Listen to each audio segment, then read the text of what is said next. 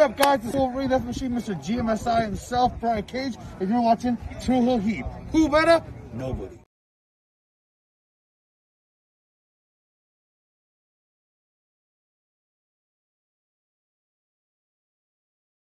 Welcome to Tru Heel Heat, the place where we use insider terms because we think we know what the fuck we're talking about, even though we don't.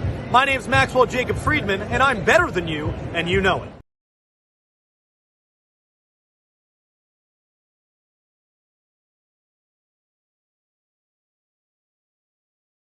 Hey everybody, it's Tony Schiavone of All Elite Wrestling, and this is Tru Heel Heat, and I said it right, you motherfuckers.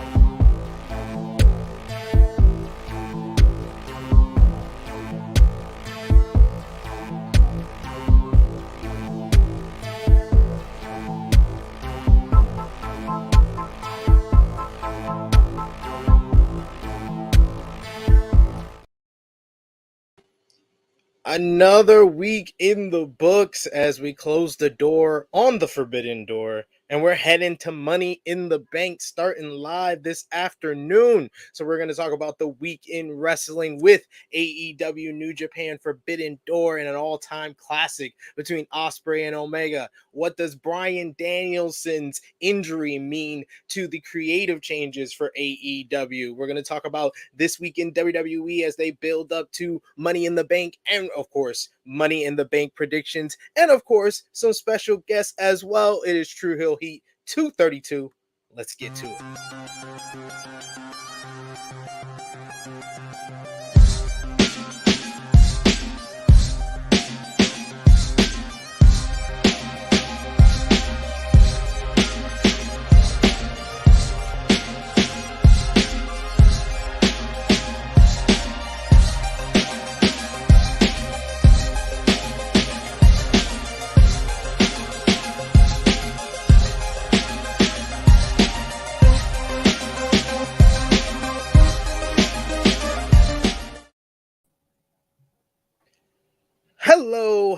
Hello. It is me, your Tru Heel Phenom, SP3. We are live on the Tru Heel Heat YouTube and Facebook for Tru Heel Heat 232, Forbidden Money in the Bank Door. We're here to discuss the latest wrestling news, including the fallout from Forbidden Door and the Ospreay Omega Classic, all the talk coming out of this week from that matchup, as well as Bryan Danielson beating Kazuchika Okada with one arm, ladies and gentlemen. Yes, we saw that. A recap of this week in wrestling with Collision. You had Dynamite, you had Rampage, you got WWE Smackdown, Raw, NXT. Impact is in Australia, plus they had Impact on Access TV, ROH, and as well as Stardom. So a jam-packed week, and of course, preview and predictions for Money in the Bank. I am joined as always by the princess of all the Tru Heels, the beautiful, the lovely Miss Krssi Luv. Good morning, everybody. Happy Saturday. Happy Money in the Bank Day, peeps. Well, it's afternoon over there, so good afternoon to all of them over there. What's going on? What a week of wrestling, guys. What a week. Oh, we say well, this Sunday, I guess. we usually say everything this. Everything else was just like, yeah, you know. You can't compare, like, it's like apples and oranges. You know, you had like something so great on Sunday, then we get to Monday, Tuesday, Wednesday, you know, then we come back down, you know. It's a roller coaster wrestling. That's basic. But of course, we are joined by a special guest this week. Someone familiar. You know him from Dirt Sheet Radio. He's been on the channel a couple of different times. It is John Escudero. Thank you so much, brother, for joining me. Thank you for having me. Thank you. I've been meaning to come on, man. I just haven't been able to get my schedule straight. We've missed you. That you got that voice, that ever-present voice, man. Thank you. And for anyone new watching, you want to give them your own introduction for everything you're doing, Dirt Sheet Radio, podcasting extraordinaire. Let the people know. Yeah, man. My name is John Escudero. I host Dirt Sheet Radio. It's a podcast where we basically talk a lot of shit about pro wrestling. You know, we're Dirt Sheet. We talk about the Dirt Sheet stuff. You can find us on Twitter and Facebook under Dirt Sheet Radio. It's a pretty simple search. Thankfully, nobody else has stolen the name. I mean, I gotta trademark that. It's in the process, but yeah, that's me. better late than never, you know. You gotta get that done.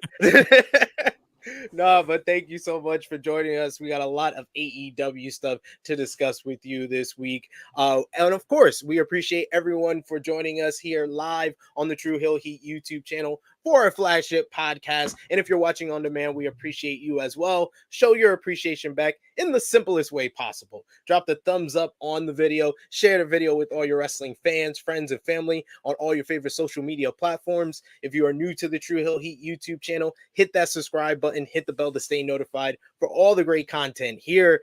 And we have, unfortunately, some somber news to start off this week in Tru Heel Heat.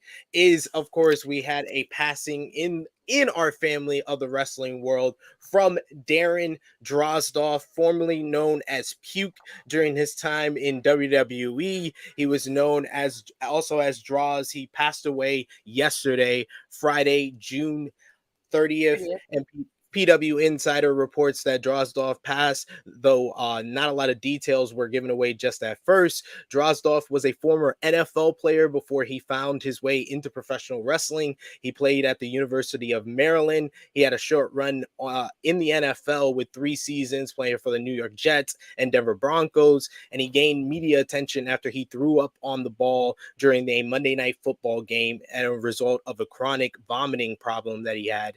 After his NFL run, he moved into wrestling and wrestled on the independent scene before being signed by WWE, being initially farmed out to ECW to get some experience before going back to WWF and debuting in 1998 under the moniker of Puke. He was in the famous documentary Beyond the Mat, and that's where we have the scene where Vince was rehearsing, he's gonna puke, he's gonna puke, in the Titan Towers when he first met him, and he was a part of an alliance with the Legion of Doom. Unfortunately, about a year and a half later, he suffered a real fatal in-ring accident after taking a power bomb from D'Lo Brown wrong, and he was no longer had a lot of movement below his neck, but he is very heralded as someone with so much dignity, so much pride, and one of the toughest guys to step in the ring during that Attitude Era. So we here at Tru Heel Heat want to send our condolences to Darren Drozdov's family, his friends, and his fans.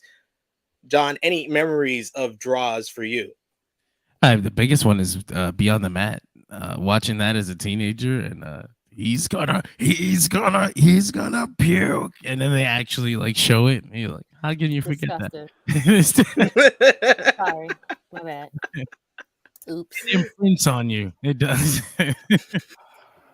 Sorry. At least leaves an impression. Any memories for you, Krssi Luv? That's the most memorable one you can think of. I mean, and him being with like the Legion of Doom, and like he was like the third one. He had like the shoulder pads and everything. It was like everyone wanted one, and he got to be one of those fortunate ones to get one, and do it with them. So yeah, those are my memories of him. Unfortunately, that storyline doesn't age too well. I mean, yes, but listen, not many people can say that they did that. So they were obsessed with making a third Legion of Doom member. Yeah. That was a big thing for them. That was a big deal, yeah. Yeah, we got him. We got Heidenreich. Oh, Heidenreich was the word. Heidenreich was the word. I'm sorry. Even with the storyline that they gave Droz, where basically I think he was like the enabler to Hawk drinking and stuff like that. Oh my god! Yes, like I said, the Attitude Era was a different time, people. It was a different time. It really was.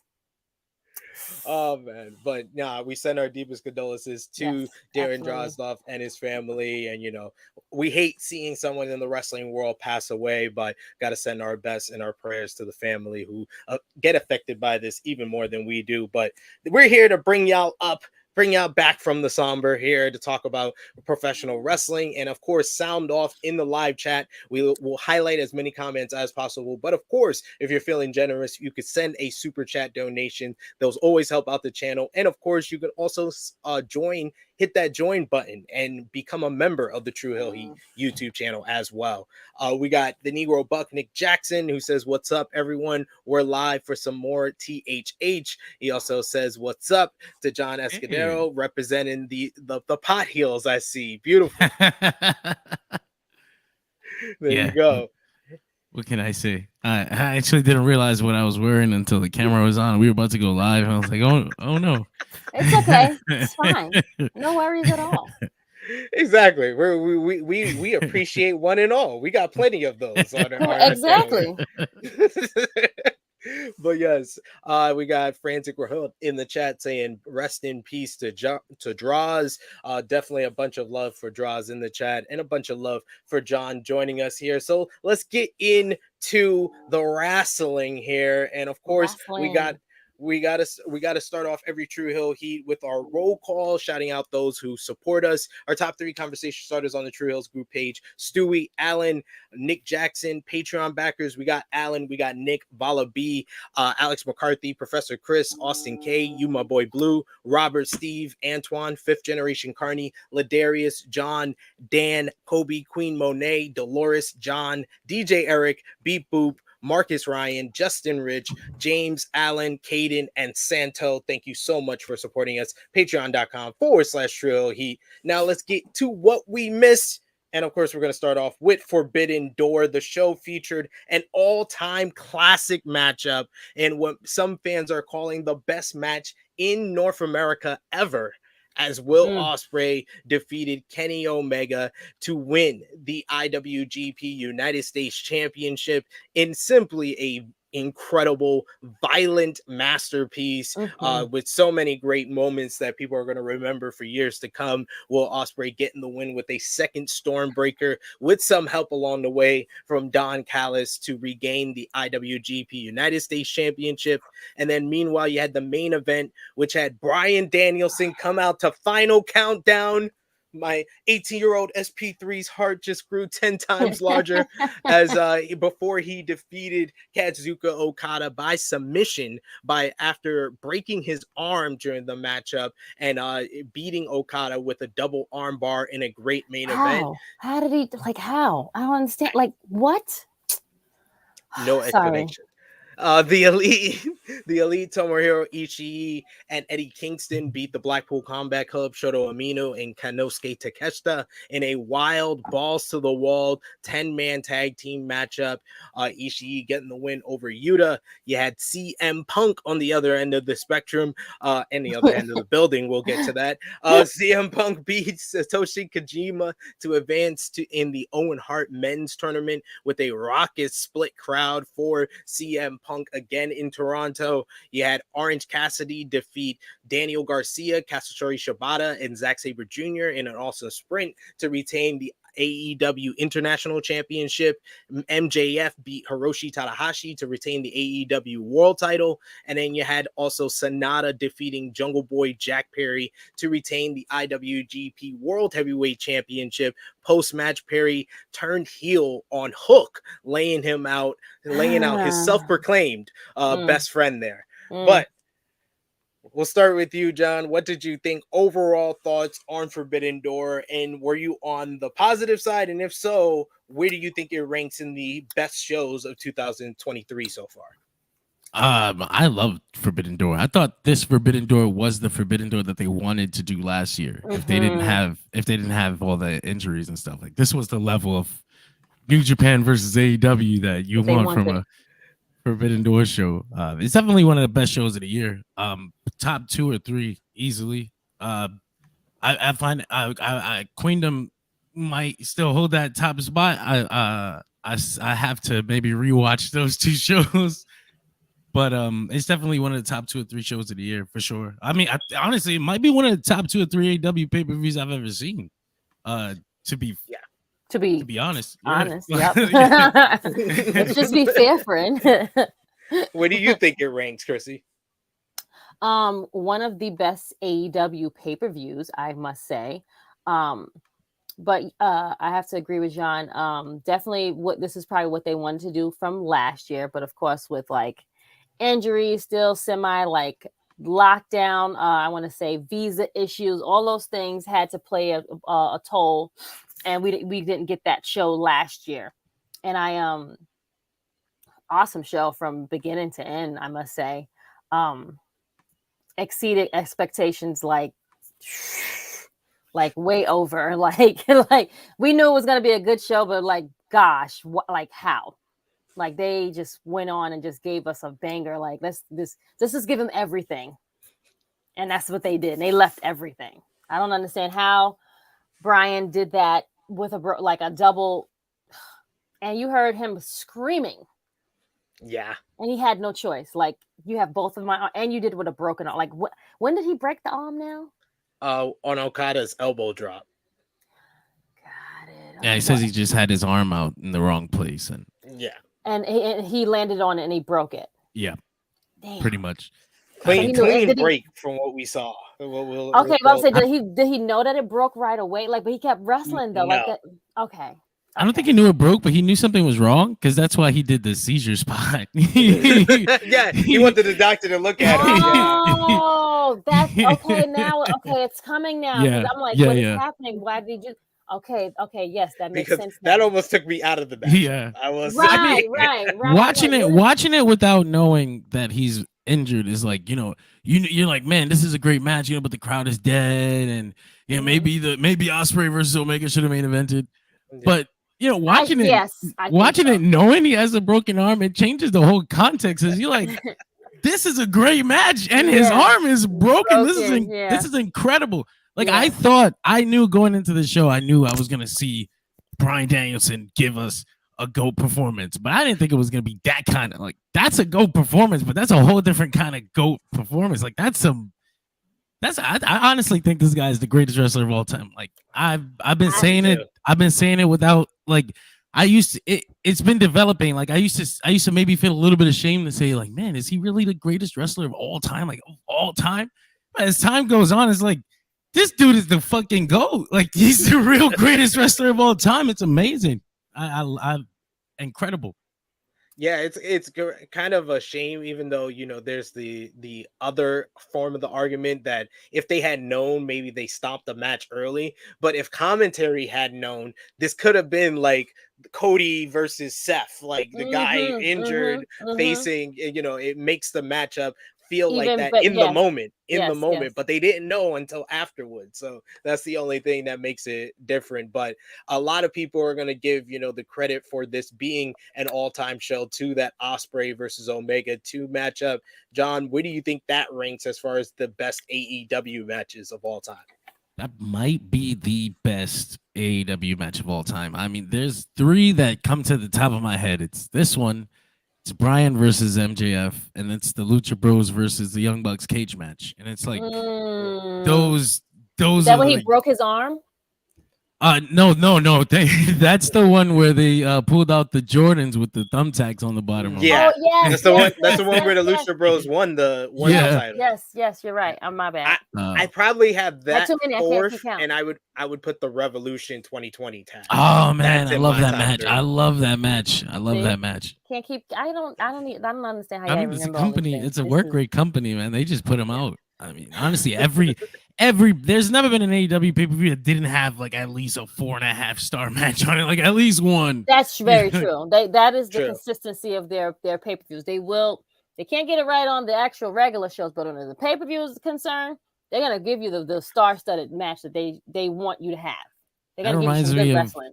That reminds me of like Ring of Honor in its peak. Like it was like all the house shows and all the pay-per-view shows were like the greatest thing you've ever seen, and it's like. I mean, Dynamite isn't like ROH weekly level, but like, but it just reminds me of the disconnect.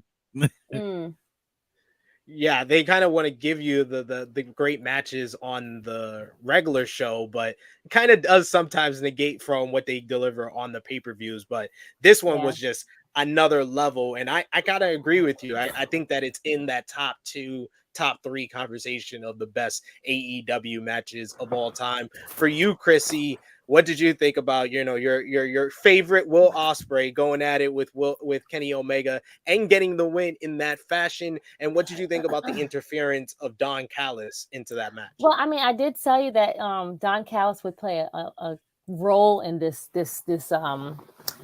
match, especially once he was like, hey, I got the best people that can get you out from the airport. They can just bring you down. No one will bother you. We're going to their territory. Like, once that happened, I was like, oh yeah, he's going to have some type of interference. So he's going to like interfere and like make Kenny like somewhat like lose, because again, him and Kenny are not on the same squad anymore. He's with the Blackpool Combat. And what better way to get more revenge and have Kenny mad at you is to make him lose. And that's what he did. And I was very, very, first of all, sitting on the edge of my bed watching this after he kicked out of that. I'm like, what happened? And you saw Will's face. He was like, what the fuck? Like, what's happening? Like, you saw the reaction. Romeo post. I was like, come on, like, let's go. It's damn near like 30 something minutes in. Like, I'm ready for this to be over. I'm tired.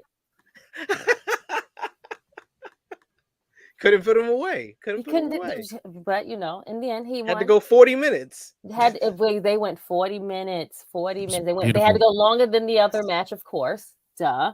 And I can't wait to see part 3. If we get part 3. And I agree with what John said earlier, that Bryan Danielson is the greatest wrestler I've ever seen. But man, does Kenny Omega make that argument very hard, because Kenny is having a year.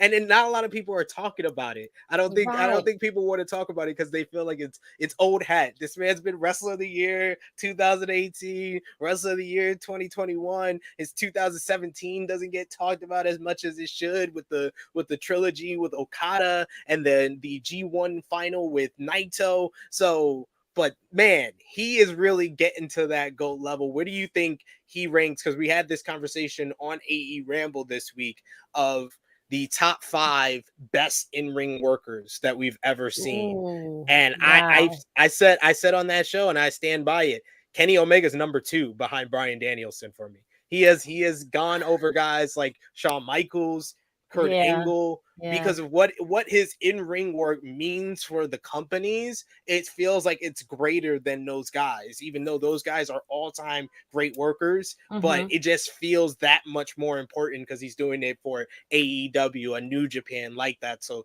that's why I kind of view him at a higher regard, especially after this matchup. John, for you, where do you think Kenny Omega ranks? Kenny Omega is a top 5, all 5 in-ring wrestler easily. It's just, the way he approaches wrestling, it's so different. And he said it himself. Like, I'm not sure that Kenny Omega is one of those super mark wrestling fans that grew up wanting to do what I see in the ring. He's getting his inspiration from other places. Like the ideas he has to do things in matches don't come from like just tape study. Obviously, there's tape study involved, but it's not just studying wrestling. It's studying pop culture from all over the place, and that's the kind of stuff that makes a match like Omega versus Ospreay possible. Because I mean, this match had all of the kind of storytelling drama you'd find in like one of those bloodline matches, but all the athleticism you find in like a New Japan AEW match together, like this amazing peanut butter and jelly sandwich. It sounds, not everybody can come up with that. Like, like you could be able to do all the moves you want, but not everybody can come up with that story. Like to do the Don Callis, people, I see a lot of people are bothered by the Don Callis thing. Some people can't even go full 5 stars because the Don Callis spot. That's wild. That Don Callis spot. He wasn't even there that long though. Like but beyond that Don Callis spot, to me, it was like genius, because you subverted the whole WWE thing. Like you went through the whole 9 yards, like all the way to the stab to the false finish. Like I was sucked all the way in. I thought that was it. I was like, damn, they ruined this match. They didn't. That's not even a false finish. That's a false, like, bad booking. Like we tricked you into thinking we booked it bad. That's incredible. That's incredible. Incredible. This is next level stuff. Yeah.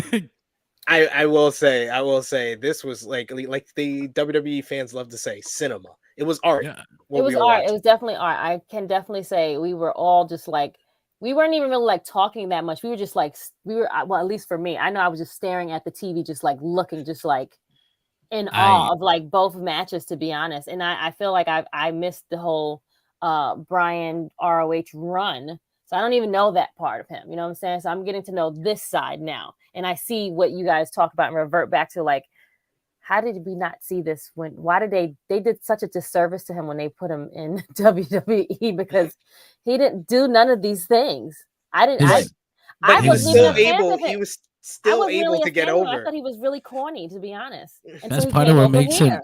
That's part of what makes him the greatest, because like he was able, like they gave him the worst of the worst. Like they kept throwing shit at him, like shit after shit after shit, and he kept turning it into chocolate cupcakes, like over and over and over and over and over again. Right, it's undeniable. You can't hold him down no matter what. This guy is amazing. I was gonna talk about that Ospreay and Omega match real fast too, because I know that the Tiger Driver spot was like a big discourse with everybody, but I had like an out of body experience with that spot, because like I'm a big All Japan 90s fan. Like I'm a big Misawa guy. Like I saw that. I obviously think Ospreay's gonna go for the Storm Driver, but he drops that Tiger Driver 91. I hopped out of my seat. Like it was like a reflex. Like, oh my god, like Tiger Driver.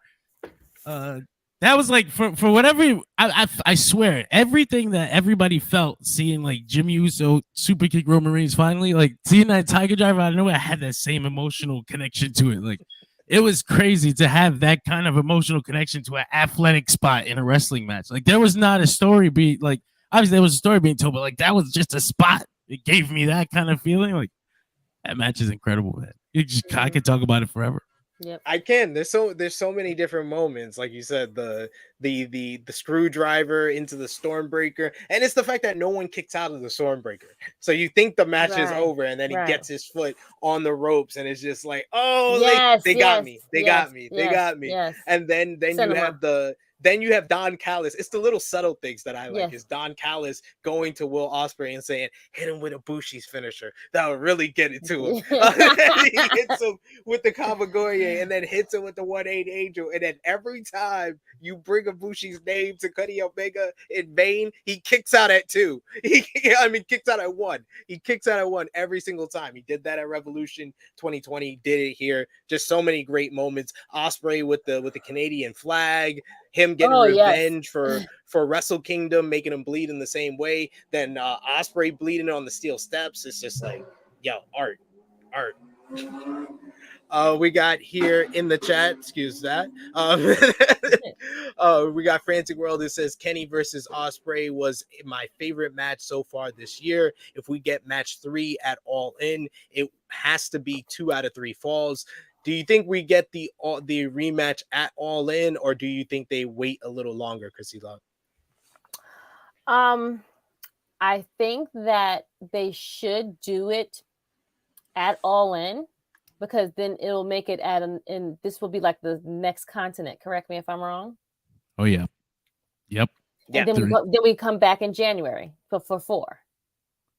You can go back to Japan if you want to do a 4th match. I don't know if these guys I don't know if these guys should face each other 4 times. I was gonna say I don't know if they should, just for the sake of their own bodies, because like how do you keep escalating? Like the escalation from the first to the second match was crazy enough. Like I can't even imagine. How do we one up each other for the next? Like what can we do and sit down? How can we like one up this one? Because this one was like, this is like the peak of it right now. So it's like, what can we do? So they don't want to like mess it up, I guess, or like do a disservice by giving a crap match. So you got to figure out how can we like elevate this to the next level. And this will be the 3rd match in a different continent. So they've done 3 matches in different continents. Correct me if I'm wrong. Yeah. It's also Ospreay's home country. Like it did Japan, which is where they both got big. Then you did Omega's home country. Now you do Ospreay's home country. Like this is story. This is another story that's just like, this is historic stuff. I got to be a wrestling fan, right? So I wonder if Paul and them watch this. Did they pay for it? Did they watch it, or did they watch it? No, did they get a link? I think he's been taught by Vince McMahon to like ignore everybody else. Maybe somebody tries to pass it to him, but he might watch it like in the dark, in clips. He's watching a highlight. I don't even know if he Highlight. has 40 minutes to sit. Like, he must have to watch it on the download it and watch it on the plane or something. Yeah. Like, Mm. busy guy. So you don't think that they were home watching it that day on Sunday? I think he was home probably fighting with Vince about what's going to happen on Monday. Oh yeah, that's true. Or fighting to see how we're gonna figure out this pay-per-view. Because right That's now how it's gonna be a shit show. spends his weekends. He He's spends his trying weekends to arguing with stop his dad. Vince from giving Logan Paul the suitcase. Like, no. Ah, God. See, that's how you get to Krssi Luv. Or having to imagine that. So to There's wrap a up whole this Ronda effect, I swear. wrap up this conversation about Ospreay and Omega, where do you think it ranks as far as the greatest in-ring rivalries? Because I mean, I've never rated two matches back to back this high. I think that they are now, like, in my opinion, just underneath Omega and Okada as far as like the modern era of like two guys that just get in the ring and you always are going to see something memorable, classic. It's them and Okada and Omega, 1 and 2 for me. What about you, John? That's a hard question. I don't know. There's a lot. Like, I feel like I need to see how that third match goes. Like, I need to see how that third match goes because I got a lot of match series is this whatever this plural is in my head. Like, I can think of I think of Okada Omega, I think of Angle Benoit, I think of freaking Bryan Nigel. I think of I got a lot of them in my head in my top 10, and I just need this one. Like, first of all, I need it to be a minimum of 3, so I do need that third match to happen. And then I can see where I rank it. But as of now, it looks like it's gonna sit really high. Like, I might, this second match honestly sits right next to the Ospreay I'm Okada Omega stuff. Like, this Ospreay Omega 2 sits right next. So if that third match escalates off of that, yeah, I that's what I said. I think it's like top 2 right now. I'm just saying modern era. I don't know all time because you got to throw in like Ricky Steamboat. I honestly feel like I feel like it's all time. Like, I don't even have a question about placing it in modern or trying to. No, it's an all time thing. Like, this is an all time conversation. Like, this is not like this is a real thing happening. Like, we need to be grateful that we're witnessing this live. We got Nicky Boy. He says if the third match hits, it could easily surpass Okada Omega. It's true. If they can even just stick on this level, like, it got rated 6 stars by the Wrestling Observer newsletter. Final question though for Krssi Luv here: what did you think was better, Okada Omega 1 or Okada Omega? I mean, excuse me, Omega Ospreay 1 or Omega Ospreay 2? A lot of O's. A lot of O's. I would go with number 2 for sure. No, don't get me wrong. 1 was amazing. But I feel like 2 surpassed it by a few other things. What about you, John? I'm gonna go with two as well. It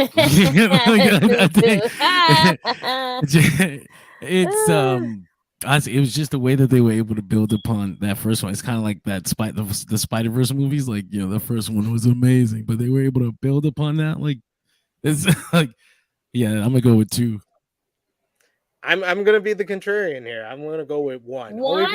Only because I feel like it's an easy fix of the Don Callis coming back after the referee throws him out. If you just had Ospreay throw him out, it fits into his character of wanting to do things on his own. If he throws out Don Callis and Don Callis just comes back because he's on the brink of losing, I think it's a little different, and it doesn't take some people out that the referee threw him out and then it's just standing there like an idiot while he interferes in the matchup. If you ask Excalibur, he'll tell you that Paul Turner was too busy with the match. That was a good attempt, I thought. Trying to clean it up. Yeah. He's just too busy. I don't know what he's gonna do. But that's how y'all felt when they did it for the whole Roman one too, though. Y'all was like, yeah. yeah. Solo. It was Solo, right? He got kicked out and he came back out. Right. Have the same energy, people. Have the same energy. Exactly. That's why I prefer. I didn't mind it, so I over. have the same energy from before because I was like, okay, nobody listens to the rules anyway, so who listens to referees? I'm gonna come back. Don Callis came back. We already know that was gonna happen. Yeah. That's why I said, if you know he's gonna come back, then just have Ospreay throw him out. That's no authority.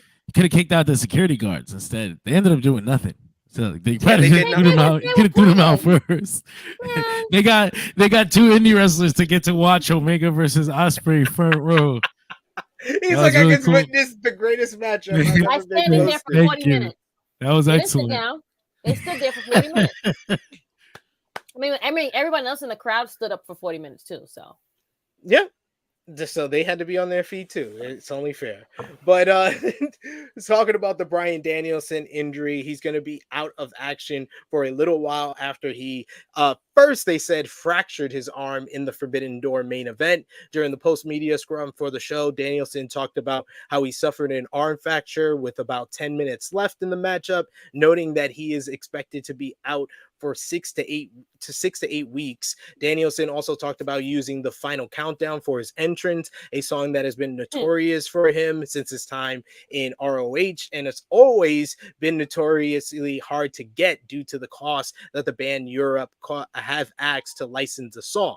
On whether the Final Countdown will be back as a regular theme, Bryan said, I think that's a question for Tony because they want $1 zillion per play. So laughs. Yeah. I didn't even ask for it, to be honest. Tony came up with the idea. I thought it was really cool, and I was a little bit angry right before I went out there, and then I heard Final Countdown play, and it literally just put a smile on my face. I said it out there at the end of the show, but I legitimately don't think I've heard that song since I last came out to it in Ring of Honor.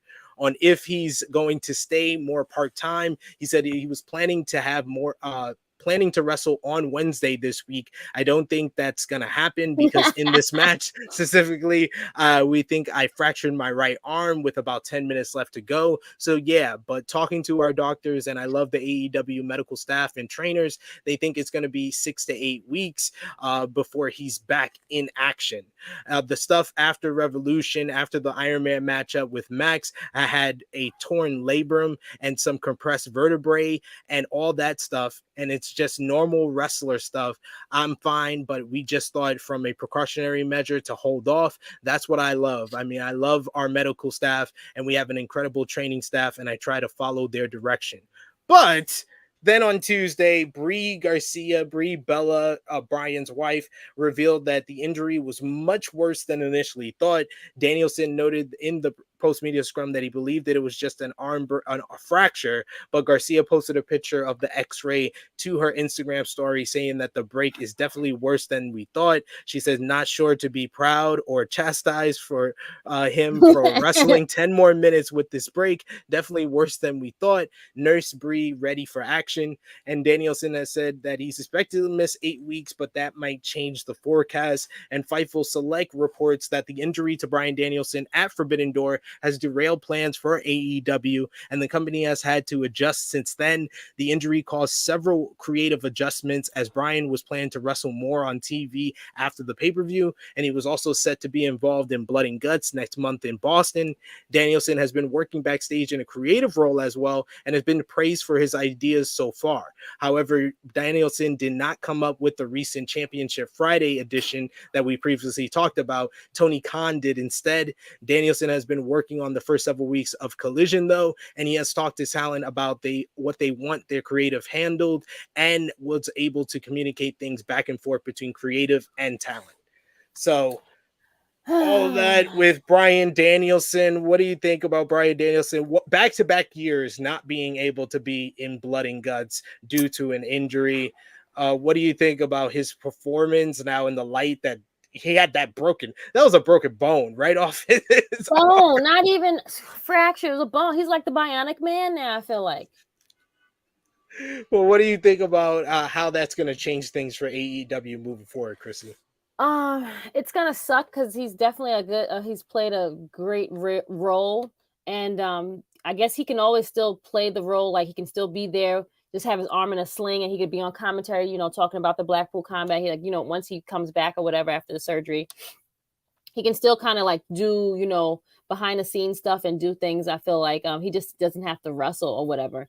And then when it comes to a point where he could just use his cast, like, you know, Cody, or use somebody, use your cast or whatever to, you know, fight people or hit people. I don't know. John, what do you think about Bryan's injury, and how do you think that this is going to affect AEW moving forward, especially with Blackpool Combat Club and the Elite going towards Blood and Guts? I can imagine they had some sort of singles program planned for him at All In, All Out. Shit, both of them probably. Right. That's gonna be a big loss. I mean, the stadium sold anyway, but like the Bryan match is that's a large attraction, whatever it was gonna be. Like, it sucks. I mean, not being in Blood and Guts 2 years in a row, honestly, I think with Bryan, like having an Okada match, and then he was gonna wrestle Ishii on Wednesday, like we probably shouldn't be having him go out. We probably should calm him down sometimes, because like he forgets, like he forgets he can break. He's easy to break. That's the problem. Yeah. I'm almost relieved. Like, all right, we're gonna put him away for now. Like, that's fine. When he comes back out, we can get right into the Okada thing. Like, we're fine for however. You figure it's not gonna be 6 to 8 weeks. It's a clean break. Yeah. It's gonna be like he'll be back for full gear or something. You know? Yeah, definitely a whole year. And it's unfortunate because I was hoping to see him, you know, in London, but hey. But as for the creative stuff, I'd like to see him continue. I don't see why. Exactly. Obviously, you can't. A couple weeks after the surgery, call him. He can do it on the iPad, or you know, work. You got Ace Steel working remotely. Why not? I know. Why not? Yeah. But we all hope for a speedy recovery for Bryan Danielson. But like John said, I think we're gonna wait till like later this fall or winter for his return. After what many I'm thinking February, March, man. Like, oh well, maybe a whole year. Who knows? I don't know if you could tie him down that long. I think that's the whole thing with Brie. Yeah, she's just like, that's why she said what she said in her tweet. She was like, I don't know if I should be like mad or like, you know, whatever, but she knows that she cannot, like, this is what he does. This is what makes him happy, and you can't hold him back. But you know, you gotta be like, oh well, you're not a bionic man, friend. Like, you know, we need you here. You have 2 children. Like, hello. I need help with these children, Bryan. Right. But after what many view as a match of the year candidate, Fightful Select had reports on the condition of both Kenny Omega and Will Ospreay, as there were concerns about their condition coming out of the matchup. Neither Omega or Ospreay were in bad shape after the match, and Omega told several people that he was fine. This was following what was many called the move of the matchup, the Tiger Driver 91. The two did return backstage after the matchup to a standing ovation, and many people on the roster had high praise for the matchup, which was said to be meticulously planned, much like their match at Wrestle Kingdom was. And at one point, Ospreay hit that Tiger Driver 91, which dropped the latter Omega on his head. In the latest episode of Wrestling Observer Radio, it was noted that surprisingly, Omega is said to be doing okay after the match. However, it's unknown if he had to look at or even given x-rays at that time. But wow. All these spots, all this action, do you guys think it's worth it? Because we got such a great match, do you think that it's worth it for these guys? Because that's been kind of the internal conversation that John was talking about, how there's been a lot of discourse of, was this worth doing in this matchup? I'm like John. I think that was one of the best moments of the matchup. That's one of the moments I'm going to remember. No. Huh? I said, what said no? There's been a lot of people. It's like half people that might actually be concerned, but I feel like a lot of it is like people are concerned for the sake of conversation.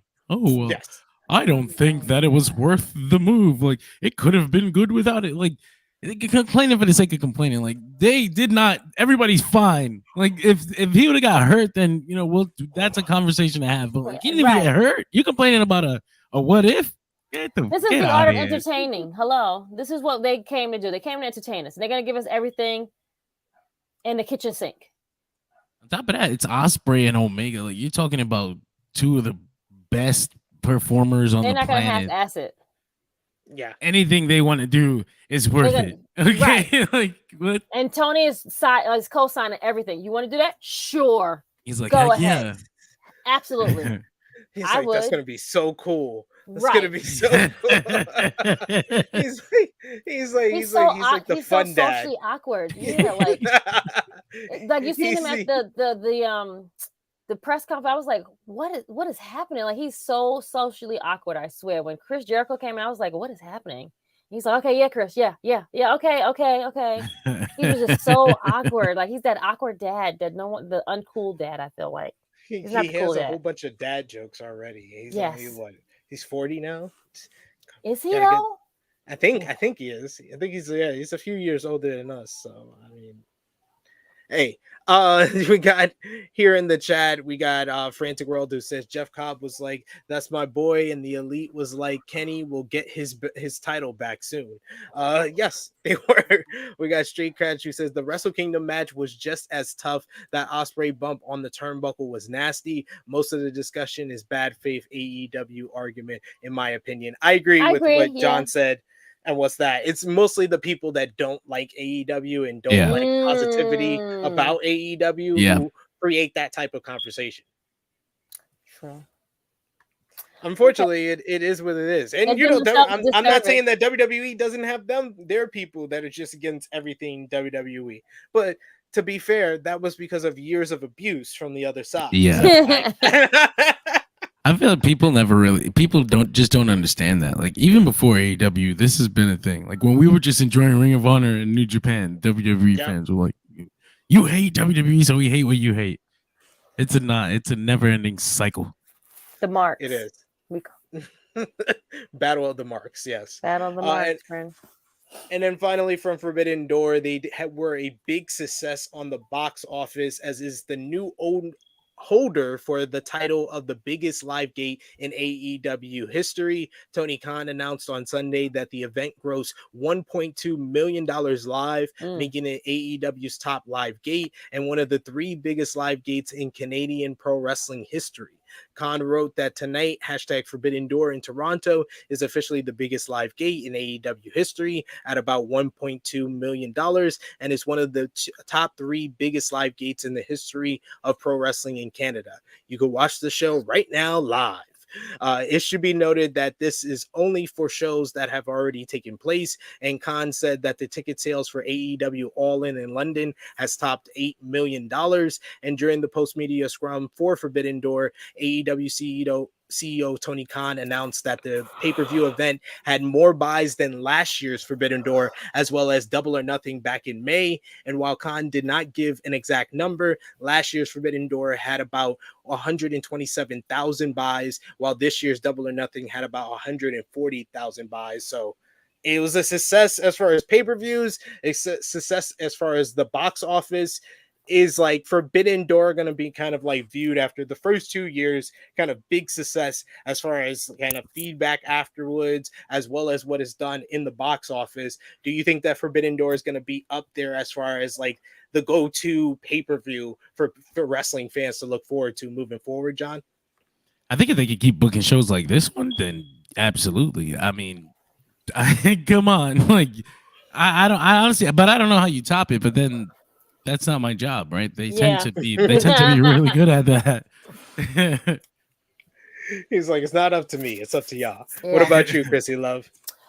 Yeah, I think it can be one of those big main pay-per-views for AEW, like something like you bringing these 2 big companies together. Why not make it big? I see them going to making it like more of like a WrestleMania thing when they're going to make it like big stadiums, and like the more people that we can pack in here, the better. You know what I'm saying? I was gonna say, I think I can see Tony expanding the amount of promotions that are involved with Forbidden Door, particularly with Stardom. First of all, like I feel like we're definitely gonna see a Stardom match next year. Like after all the chatter this year, and he's got to make it happen, especially after everybody was talking about that in the lead up to the show. not just Mercedes Moné and then bust. That's Right. basically what he did this year. But kudos to Willow and Tony. We didn't get to talk about them because these were two ladies that were not even supposed to be in this match at all. And they killed it, I feel like. You know, for the women, it was the only women's match on the card itself. And I felt like they did an amazing job. Everyone is talking about, you know, Will and Kenny, which is rightfully so, but like give these ladies some credit as well, because these are two ladies that weren't even considered to be at this spot, but yet they made it, and they turned lemon into lemonade, and it was something that we were just drinking all up. At least me. I don't know about you guys. Yeah, if it wasn't for the Tiger Driver, the stiffest bump I saw all night was Willow giving Tony the Death Valley Driver. That shit, she landed right on her head on the apron. I thought she was really dazed right there. Yes, yes. Nah, I agree. Tony and Willow, they definitely had a good matchup on the show. But before Forbidden Door, they had AEW Collision in Toronto, which did 595,000 viewers, which is 27% down from last week when they did 816.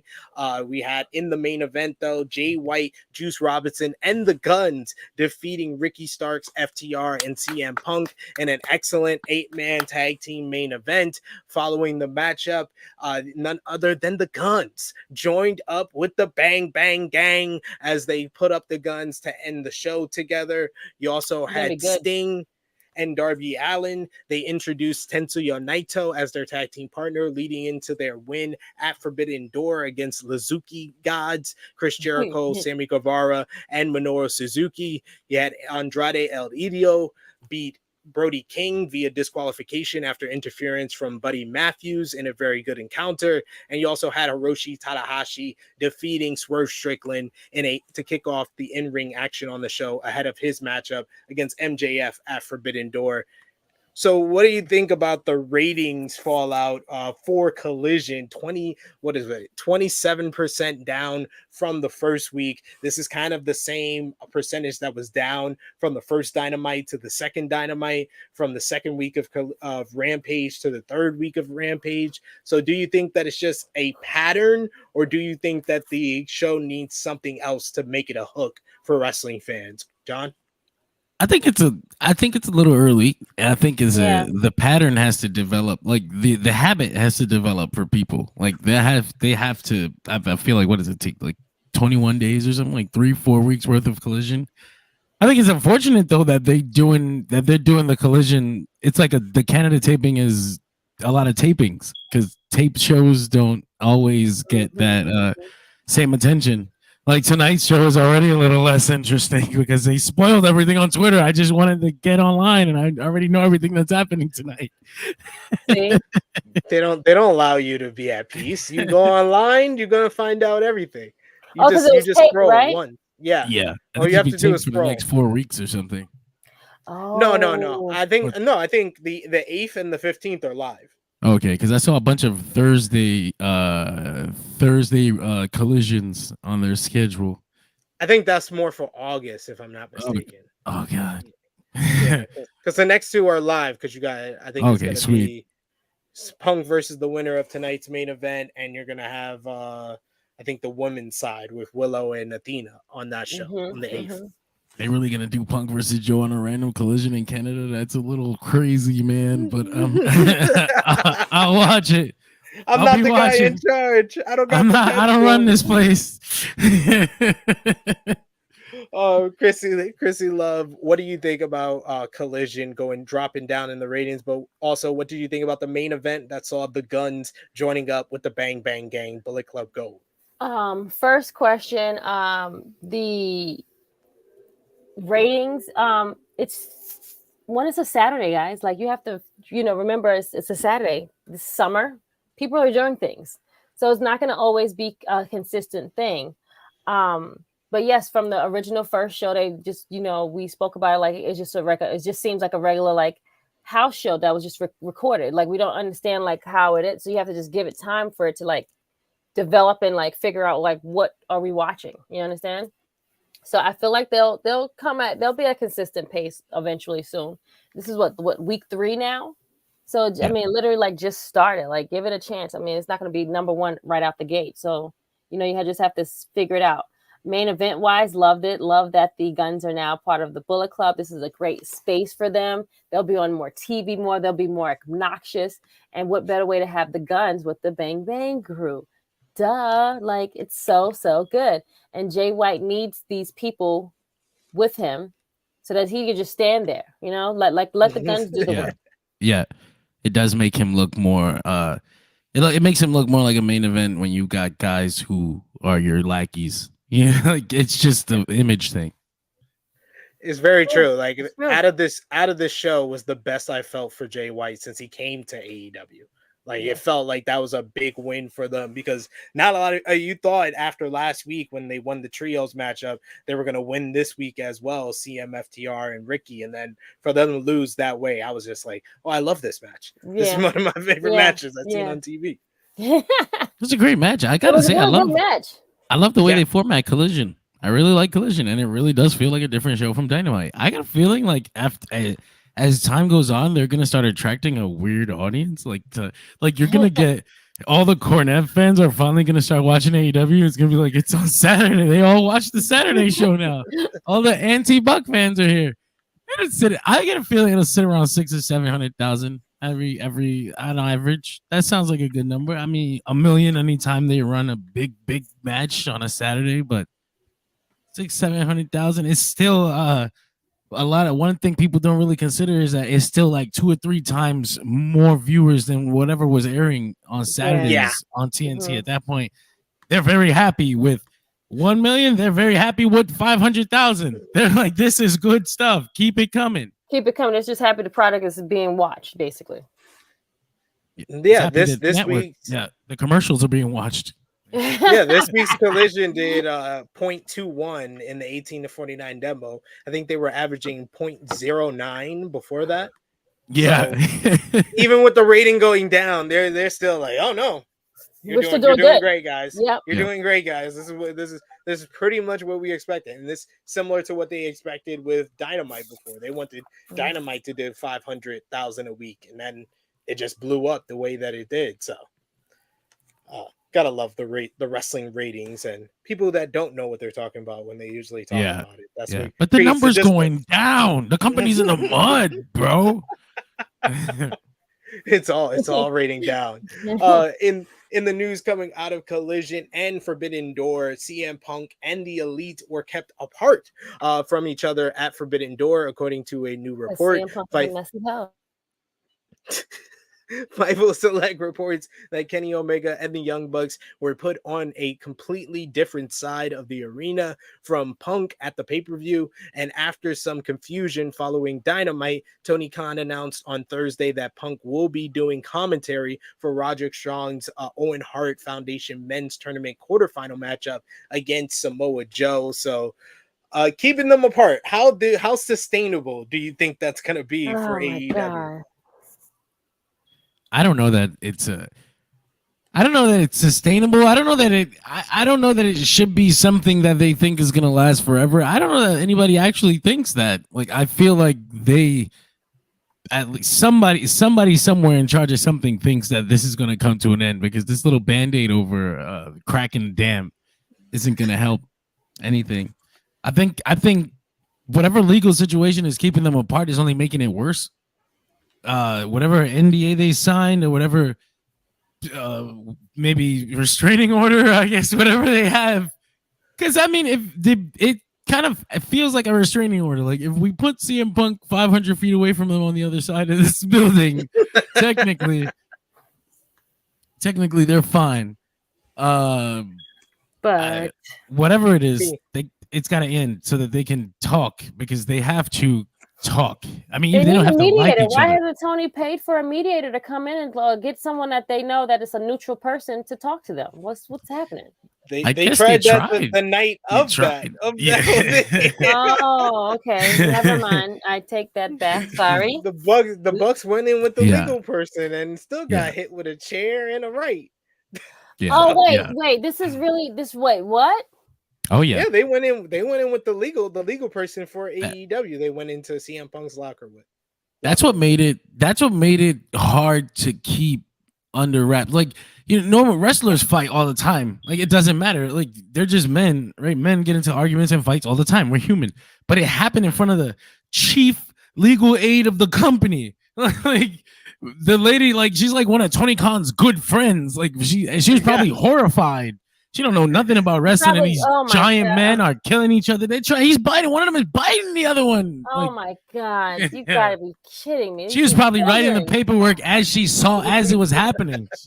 No, this will never happen again. I'm sick of these damn hoes. Like, seriously. I'm sick of all of them.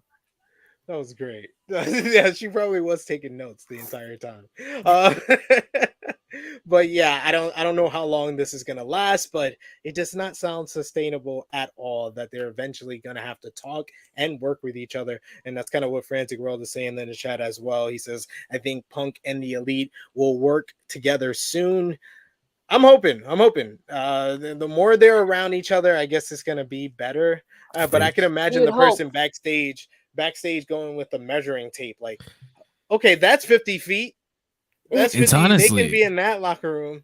It's wild that they're gonna run this show, this Wembley Stadium show, like the biggest AEW show, one of the biggest wrestling shows of all time, and they're not gonna run like the biggest possible match that they have in their roster. It's crazy. That's crazy to me that they would allow that to happen. Like, hey, maybe, hopefully. We just have to wait a few months. And it's not even the 3-man. Like, you could throw the 6-man away, like Omega and Punk. Yeah, like, that's your big match. Like, if you don't want to work with the Bucks, that's fine. That Omega and Punk match has to happen. I mean, the environment, it's gonna be fun to see Elite fans and Punk fans trying to kill each other. Like, they already are. But if you put it on TV and confront them, that's gonna be so fun. That's gonna be so toxic. I can't wait. See, I told you they're messy hoes. Y'all didn't want to believe me. See, I'm all for the toxicity. They're all like the housewives. They love each other, but they really cannot stand each other. It's so annoying. You's a messy hoe. You a messy hoe. That's it. You a messy hoe. AEW Dynamite this week, they did 809,000 viewers, so another big loss for AEW as they did over 900,000 last week. But the show featured Jon Moxley defeating Tomohiro Ishii in a hard-hitting opener with Eddie Kingston at ringside wearing a D-Block shirt. Yes, he's the most New Yorker professional wrestler ever.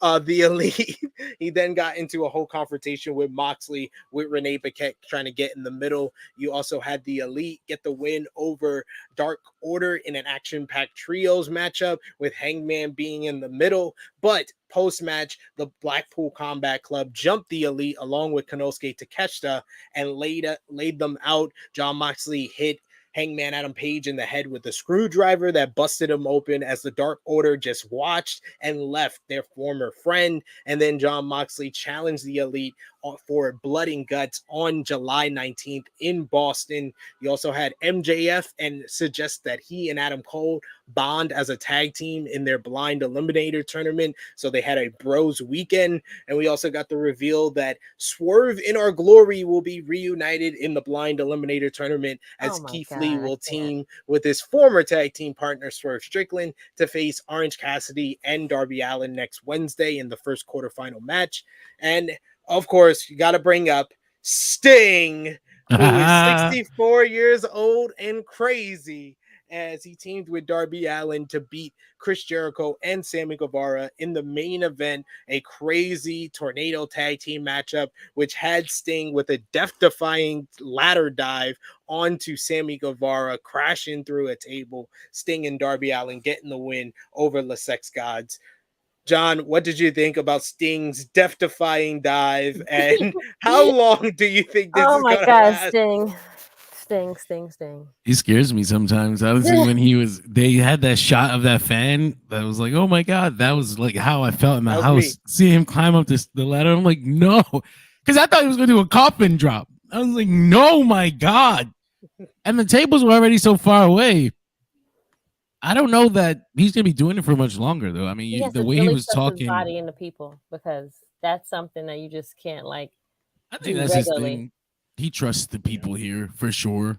I It kind of reminds me of like his TNA run. Like he says he's gonna retire. Like I'm gonna retire when this contract is up, and then it's like, nah, this is too fun. I love it.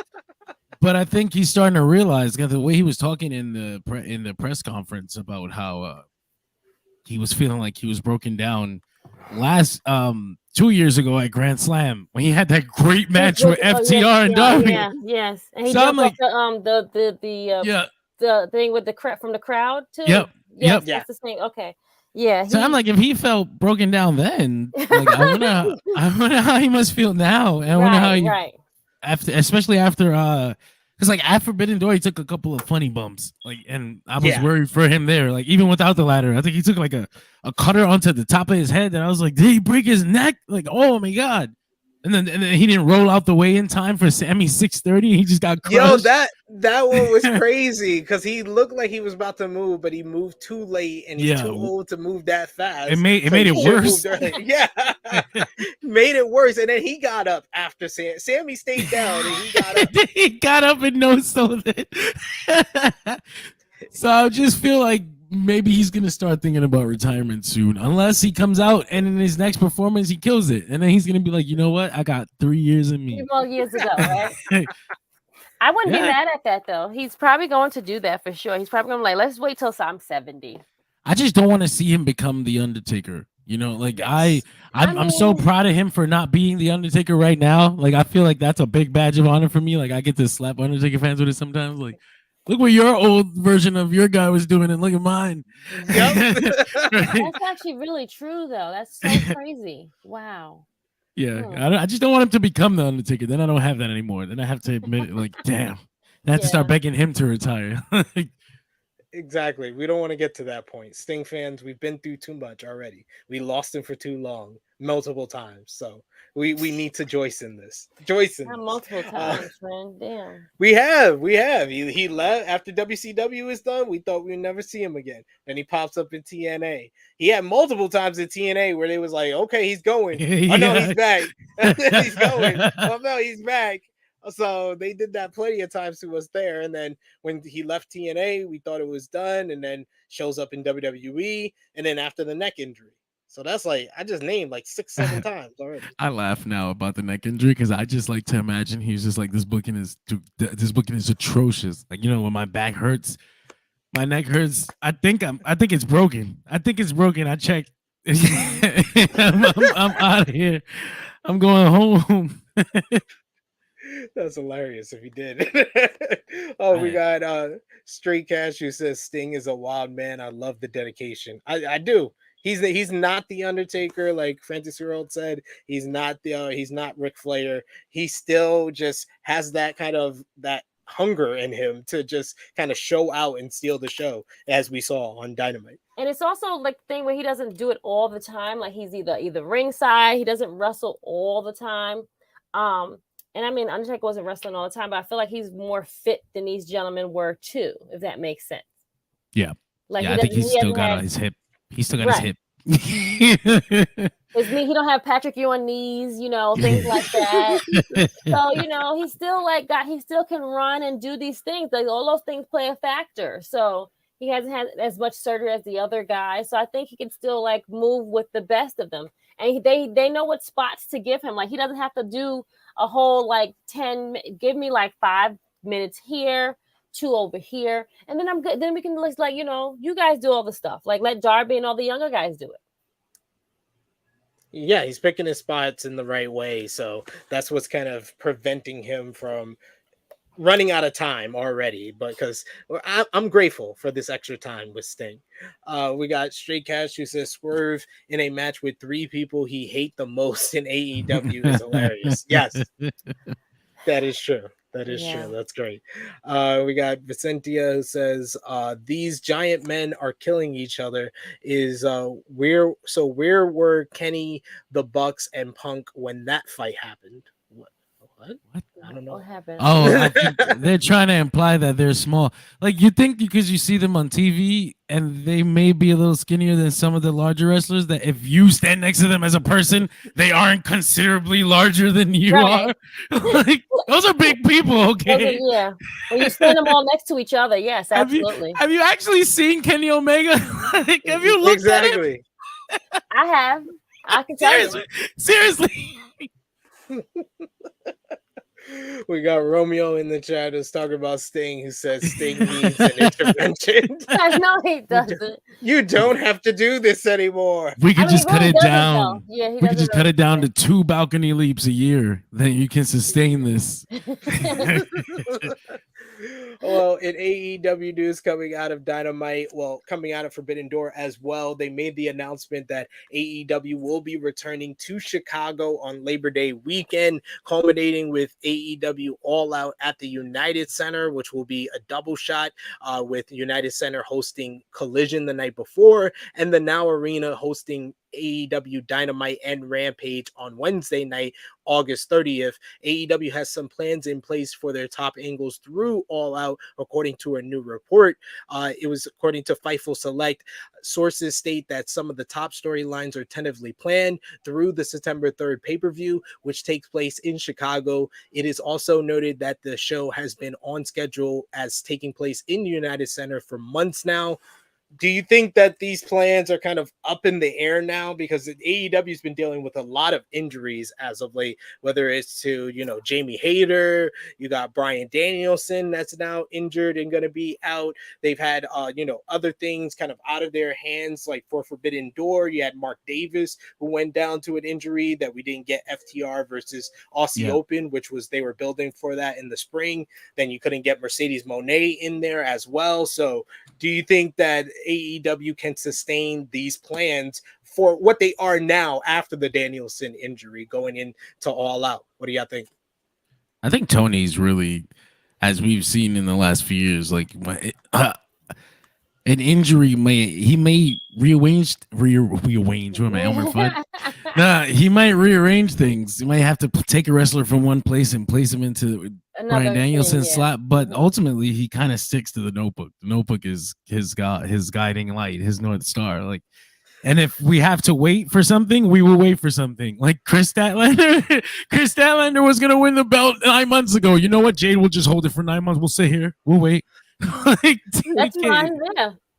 So I mean, whatever we don't get to see at Wembley that he had planned for Wembley, we'll probably see it at Full Gear or something, like, yeah.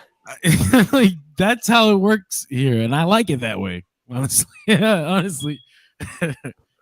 I do too.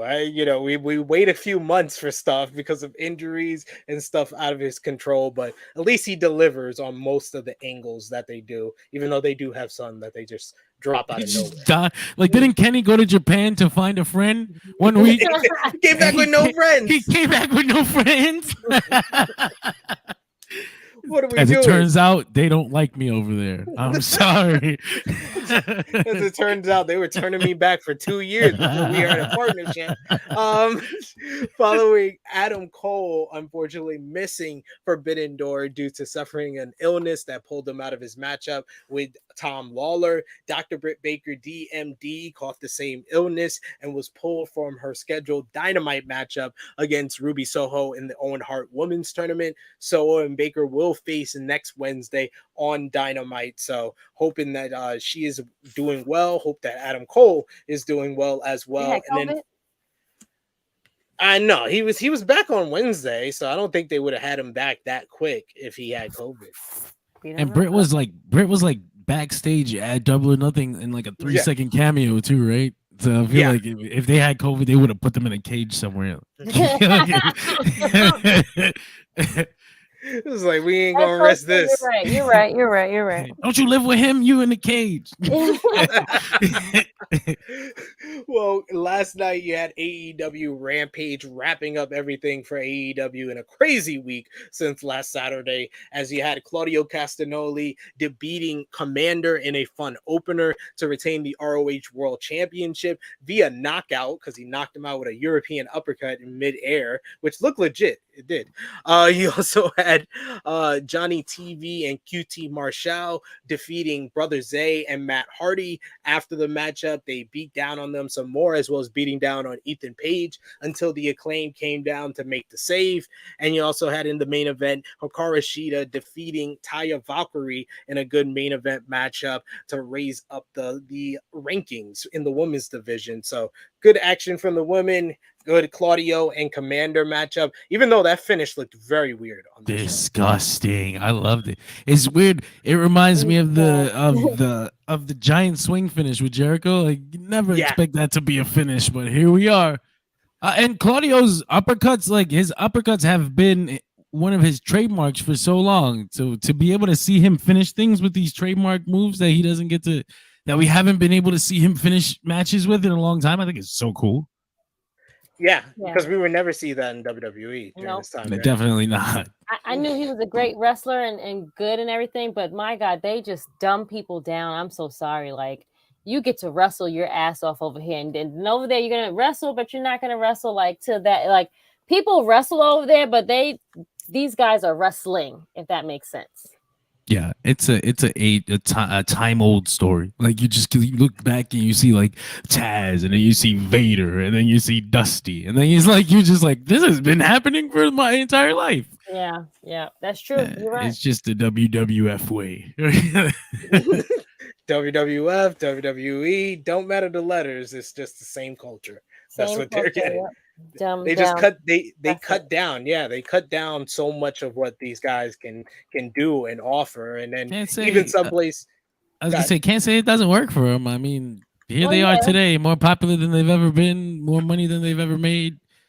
It just doesn't entertain me as much as a dude who's putting his entire will and passion and what's left of his life into his performance. Like.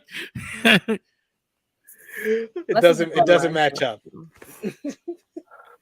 Oh man, but yes, it was a crazy week for AEW. A lot of great action, and I want to thank John for joining us to talk all about it. Appreciate you taking the time out of your Saturday to join us, sir. Please let the people know where they can follow you on social media, what you got going on, Dirt Sheet Radio, and across all your podcasts that you do, sir. So you can find me at Dirt Sheet Radio on Twitter. You can find Dirt Sheet Radio on Facebook. I'm also on the Major Issues podcast, where we talk about pop culture news. We review movies, comic books, and superhero stuff all the time. And then there's the Dirt Sheet Radio podcast. Be sure to check that out. Thank you guys for having me. Yes. We picked a good week. We had to talk about Forbidden Door, and thank you so much, man. You always add a lot of insight, and I know you are a die-hard wrestling fan, but you also do great stuff in the wrestling media. So happy to always have you, bro. Thank you, man. I love being on. You guys have a good one, and enjoy the rest of the episode. Thank you. You too, brother. Take care, man. Gotta highlight some comments here in the live chat with us. Oh, excuse me. Gave him the spotlight as he's going off. No, a couple of comments I wanted to highlight here. We got Fitzindia who says Sting is selective with his high spot. Smart man, leave the crazy to Jeff Hardy. So he had to say, damn, Jeff had to catch a stray. Jeff needs to go sit down and have several seats. Jeff needs serious help. Seriously. Well, we know about his addictions, but come on, he gave us so many great memories because of his style. Yes, now that you can definitely say that, but it's getting the light is dimming and it's getting tarnished now. I feel like that's fair. A couple of more comments I wanted to highlight here. We got Negro Buck, who's upset Chicago, saying "Boo, Chicago, boo." We also got Romeo, right, who like, says, "You're not sick of Chicago now? Like, y'all not sick of traveling over there?" Nope, they love them some Chicago. Punk land. We got Romeo, who says, "Been a while since they've been to Chicago. Happy for them." Rolls eyes emoji. Don't forget that. Yes. Best part You have about to put that. that in there. Vicentia says in ring Kenny is bigger and better than either of those people, I guess, or the Young Bucks. Oh, excuse me, either of the Young Bucks. Yeah, I mean Kenny is better than the Young Bucks, but that don't mean that the Young Bucks aren't one of the greatest tag teams of all time. To be fair, to them. Very true. We also got here Vicentia says only dislike on Statlander coming back is Taya had to turn heel after being a babyface for months. I'm okay with it because Taya works better as a heel. I don't know about what you think. I have not seen her much as a face, but I've always seen her as a heel. So yes, I have to agree with you on that. But it's like, okay, you got to give her some stuff to do to make her give that heel effect. Yeah, she had a good match with Shida. I don't know if you saw it. What did you think? I thought the match was great. I think Shida's amazing. Both ladies did amazing work. But yeah, I guess Taya can definitely work more as the bad guy, being the heel and a female. I think she could be more badass or whatever. Maybe her ring gear can interpret that and then go from there. That's a step in the right direction for sure. But let's talk about some WWE. Our special guest going to be joining us in a little bit here, as you had WWE Smackdown, which was yesterday afternoon for us here on the East Coast, as it was airing at 8 p.m. in the UK, and we did our watch along for that, Friday Night Warriors. But you had some more bloodline drama as they had the final confrontation between the Usos, Roman Reigns, and Solo Sikoa, leading to a huge brawl after the Usos said that their vote to be tribal chief was going to Solo Sikoa, and then a brawl broke out.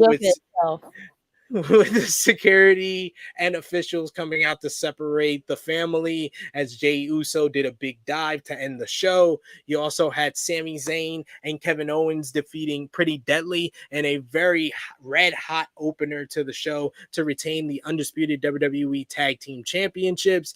Asuka versus Charlotte Flair went to a no contest after Bianca Belair, who purchased a ticket to be front row, got involved after being struck by Flair in the front row. Wow. Taking them both out. Yep.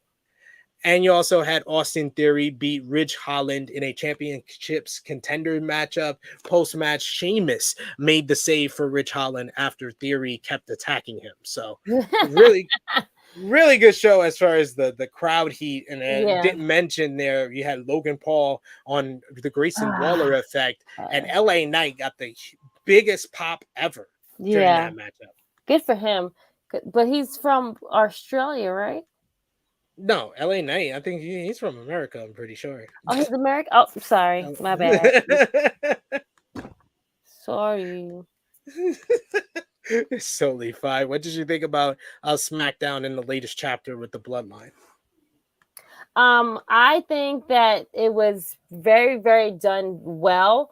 Because again, we don't know how it's going to happen. So we don't know, like, I still don't know who would win the match. I picked Roman and Solo, but it can go either way, to be honest, and I won't be upset about it because they're going to probably do this again, or they're going to just make it where it's going to be like one-on-one with the brothers versus brothers, or it's going to be like, Roman versus all three of them. Who knows? But it's going to be something. Fair. We got Misfit Wrestling Podcast, who says if you remove the UK from SmackDown, it wasn't a very good show. There wasn't a lot of wrestling on the show. I will say that for sure. There wasn't a lot of wrestling on this show. We also got Negro Buck, who says that LA Knight pop was massive. Yo, it was huge. Those fans love him in the UK, and a lot of people are saying that he's the favorite of the UK crowd, even more than Butch, who got the win over Santos Escobar and LA Knight on the show, who is from the UK. UK. LA Knight, man. LA Knight Mania. What do you think? He got the people over. I mean, I wouldn't be mad at him. Like, again, there's no, like, wrong answer, I feel like. So, it's just something that you've like, okay, you have to just pick the one that you really feel like is going to have a good run. And we want them to have this run for a little while. And they did, like, stats and everything. I think it was, like, Monday, like, given, like, who has it the longest? Who did it the shortest? When did they cash in? Things of that nature. So I think it's something that's going to be really, really good for the show. Forever the winner is. And what did you think about Bianca Belair interfering in the Charlotte versus Asuka? And do you think that it's going to lead to Bianca Belair turning heel in this storyline? I mean, does she have to be the heel though? I don't think she needs to be the heel, to be honest. I feel like I don't think she could be the heel against Charlotte Flair. Right, that's what I'm saying. I feel like she shouldn't be the heel. I feel like more so Charlotte should be the heel because she inserted herself into this thing and said she comes back and just like puts herself as the next in line when there's other girls that's been waiting. Like, no, you should wait too. But yes, I think that Bianca should not be heel in this point of this story, and let it be just like Charlotte. Let Asuka still play her role and let it go from there. I'm not mad at the interference because it keeps the story going on a little bit longer. This is true. I think it's going to be maybe a triple threat. Right. It has to be a triple threat. Like, what's the next thing we can do? She could either tag with Charlotte or she could tag with Asuka, one of the two, and then make sure that we have something meaningful enough for these girls have been interacting with each other every week, where now we're going to have a triple threat match. This is true. And we got Romeo, of course, in the chat, supporting his Charlotte Flair, saying she is the line, Krssi. Okay, Romeo, no problem. You gonna let him have that one? I'll let him have that one. He's my fellow Aries. I let him have it. And so is she. Yeah, I was about to say. I was like, Charlotte Flair is in Aries as well. And Bianca. Aries already sticking together, apparently. Yep. So we have to stick together, friend. So yeah, she could be the line all she wants, but she has to be the heel. That's all I'm saying, friend. We got if it's empty, it says if you ask most of the women's locker room, Charlotte is the heel. Yeah, I think she would be the. I don't think this doesn't need to be for Bianca. I don't think it would hurt her, but I don't think it would make it better either. That makes sense. I don't think it should affect her either way, but it doesn't need to happen necessarily. Not this way. Not this way. We got also saying Misfit saying, but this is WWE. They think Charlotte Flair is the heel because they piped in cheers for Charlotte during the introduction. Yeah. Why do they do that? I hate when they do that though. Like just it annoys me so much. It's something that's so annoying. Like, I want to see Bianca Charlotte. That's what I want to see. Same. I do too. I think they're going to eventually get to that. I'm sure that's the part of like the story to get them to that. Yeah. Yes. Can't wait to see. Yes, Romeo, you and I are going to fan out when we see our two fellow Aries, friend. The Aries takeover there. But we should call that too. Oh my God. We got another special guest joining us here. He's been on the channel before. He joined me for our Jay Briscoe stream earlier this year. You see him over on Sportskeeda Wrestling. You hear him on the radio. Yeah. It is Kev Kellum. Thank you, Kev, joining us. He's getting his beard. He's getting ready. Getting the groom on. Great beard. It's so cool. I put a balm on for this. Okay, I balmed in. Dude, so much you have to keep it all nice. I gotta say this. There's a lot of hype for Money in the Bank this year. Like in general, I know we're talking about Money in the Bank. It's a few hours away and stuff like that, and maybe some of this can get dated in a few hours, right? But I was just doing one on Instagram for Sportskeeda. The great Emily May Heller works with New Japan Pro Wrestling, and we were both remarking like they've done a really good job of building this show, and like it didn't get too confusing. You know where everyone stands. The things that are predictable are good predictable. The things that aren't predictable are the things you want to be surprising. And they know that Money in the Bank is this gimmick that it creates the idea of, like almost like a Royal Rumble. Like there's a bunch of different players. There's a lot of different possibilities. It lends itself to hardcore fans screaming their fantasy bookings at screens, and that's always, hey, for us on our side of the thing, that's always good too when people start getting crazy about it. And it doesn't hurt. It doesn't hurt what we do at all. No, it's that's what you want. Give me what I want, right? Isn't that the Batista one? Yeah, for sure. It's a dude. I think everyone's like screaming about WWE creative and this or that. And I was like, and what's good, you don't really say anything about like, oh, they're doing a good job. This person specifically wrote this and they did a good job. But when it's bad, it's like, this person is responsible for this thing that I just saw on television and I want to say it. You know what I mean? Like that conversation. I was like, let's pull it back here. You know, like there's some calls they made that were really, really good. The way the Logan Paul LA Knight stuff, I thought was the perfect thing. They're the two favorite guys that people think are going to win this match. Here are the guys you're looking at. We can throw a curveball to you. We aren't cheating you. You know what I mean? There's no bait and switch with this show. Right. And anything you're going to get that isn't advertised is a surprise, right? So everyone's like, they didn't give me a surprise. Well, they don't advertise surprises. That's why there's surprises, you know? So I just think it's been really good. It's another example of that. This is still Triple H's WWE in terms of his vision and the things he wants to do. Somewhat, like maybe like oh no, but also like the things that are changed that maybe aren't his. 40. I don't think like I know some people freaked out about this, especially after WrestleMania. I don't feel that on this show. I don't feel like there's like this abrupt like let's just course change 3 days up from the show, or you know, people say we're going to get Vince proof and all these different things. But there's a lot of stuff we don't know, and there's some changes he made reportedly that I'm like, that's a good call. You know, like they were going to have Tommaso Ciampa do the open challenge or Seth Rollins for the World Heavyweight Championship. Great way to bring him back, right? But he's going to lose on his comeback. Well, the Vince call was, no, we have unfinished business with him and Miz. Have him come out and beat Miz. And then we're going to rocket him like a mid-card guy, like he's going to be after this anyway. So in the long term, it's better that Tommaso Ciampa came out and beat up his old tag team partner.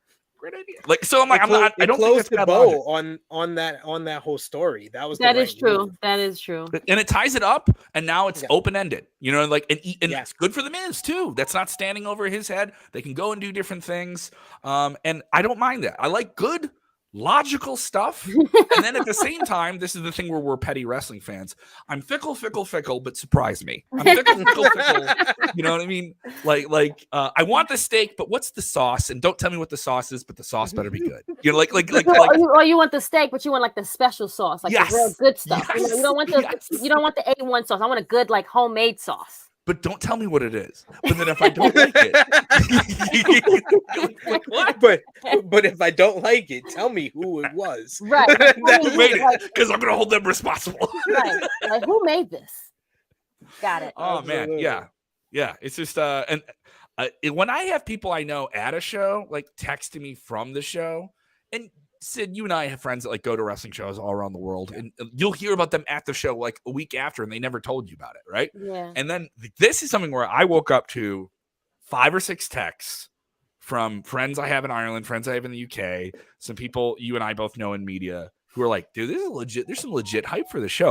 And I think maybe that's the English crowd. London, like a big city, one of the biggest cities in Europe, hasn't gotten a pay-per-view in a long time. So I lend itself to that. I do think you're going to watch this show, and this London crowd is going to run away with the show. They're going to do some insane chants. And they were hot stuff. Last night, weren't they? They were. Dude, they felt like pyro.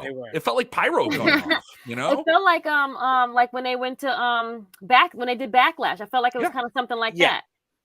It's that's smart, why they like the international and getting out of just like North America. I like it too. They actually have that reaction. Yes, because they don't get it. You know, Elimination Chamber in Montreal, they went with the hometown guy in the main event. It's not too complicated. You know what I mean? Like, it's really not hard. It's in demand coming out of the pandemic. There's still a lot of markets they haven't run major events at, house shows, live events. But I mean, like major, where you know you're getting big payoffs and things like that. It's a smart idea. Running Detroit is a good idea because you're almost running Canada at that point. You're going to get a lot of Canadians for SummerSlam.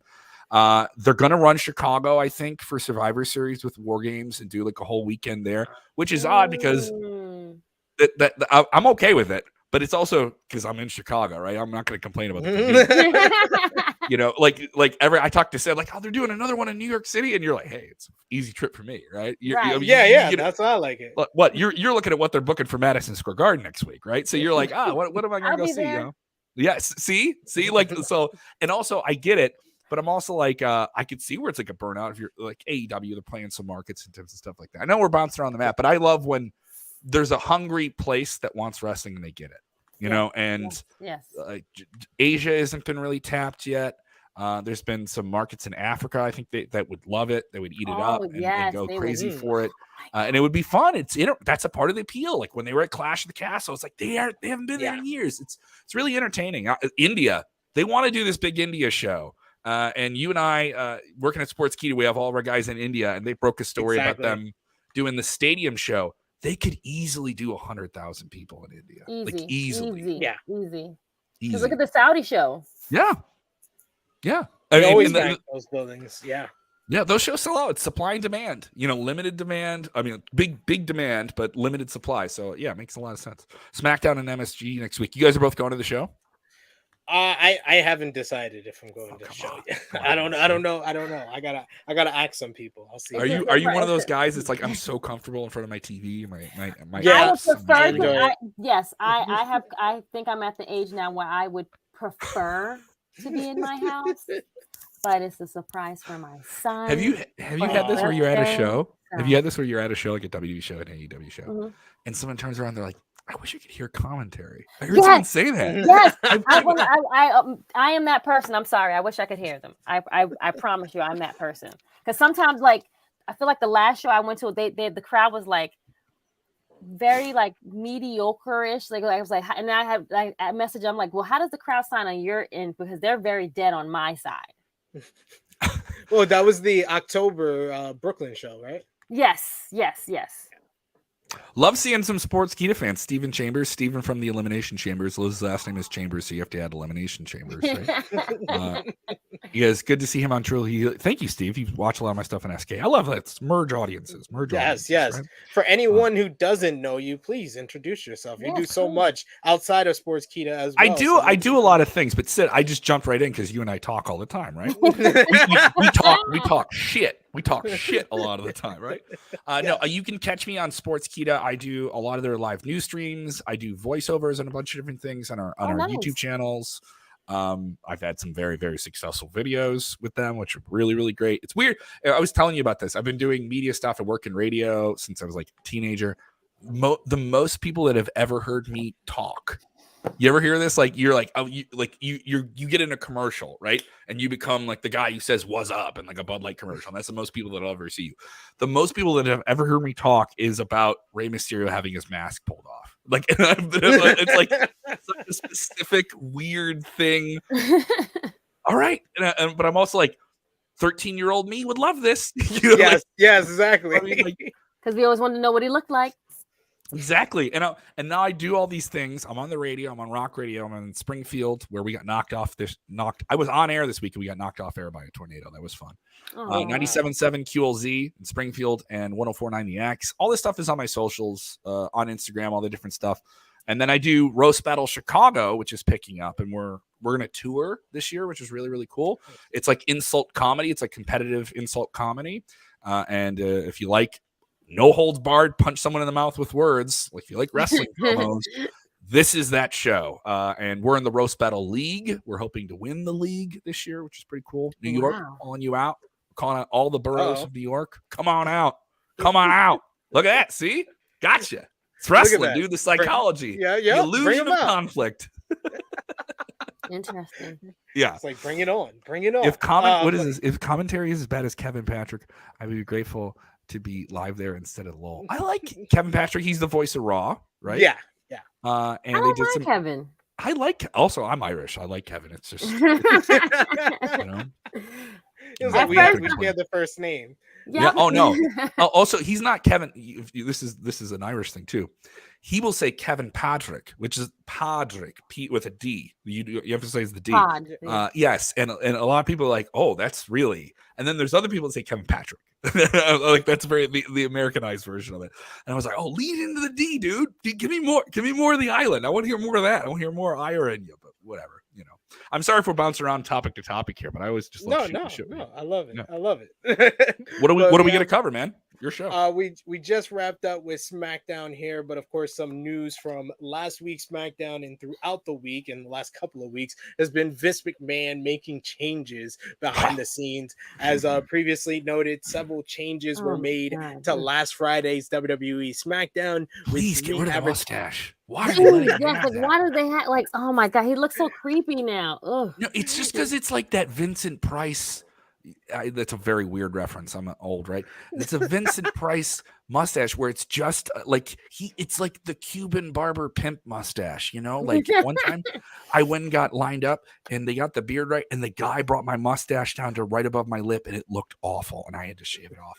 It's such a bad. Just grow out a full mustache. Like if you just grew out the full Magnum PI mustache, you know what I'm talking? Like go up to the nostrils, fill out the upper lip. You know, he wants the Gomez Adams look. That's what he asked. It is Gomez. That is definitely Gomez. That is definitely Gomez. Oh my But god. what about these? I know we jumped into Vince making changes to the show, but what do you think of the changes he made, or he's reportedly attributed to him? I mean, I'd like some of the changes, like canceling 3 advertised matches like he did for last week's SmackDown. Yeah. I don't know if that's necessary for the people that, took the time to get there. Mm-hmm. There was also in Monday's Wrestling Observer Radio, it was noted that this was the work of Vince McMahon, with people weren't really happy backstage and frustrated. The matches had been built up with promos and angles for a week and were then removed with no explanation. And it was said that there are many unhappy people, and Triple H is likely one of them. And a source noted that neither writers nor Triple H can really say anything, even if they are frustrated, because it's Vince's show. However, it seems people backstage are trying to figure out how to get him to stop changing the shows the way he does. And one person suggested that it wouldn't be as bad if it was done the day before or 2 days before, but McMahon makes his changes on the day of the show. And PW Insider reports that Monday's episode of Raw had Vince's fingerprints on it, and the belief among some backstage is that this is likely to increase as WWE's acquisition of Endeavor gets closer to happening. So Kev, what do you think about the whole Vince taking more control and making more changes behind the scenes, whether bad or good? What do you think that kind of undercuts what Triple H is trying to do? I love. Frantic world. I have to bring up this comment because this does line up what I'm talking about. Mick Succession, yes. I was like, yeah, that's what it is. Yeah. I was like, no, Succession. Of course, the big show about the Power Broker family, episode 2, season 4. Let me change things up a bit. And a lot of people made comparisons to Succession. It's this very, very powerful family. Stephanie and Shane are kind of like out of the picture. Triple H's son-in-law is in the picture.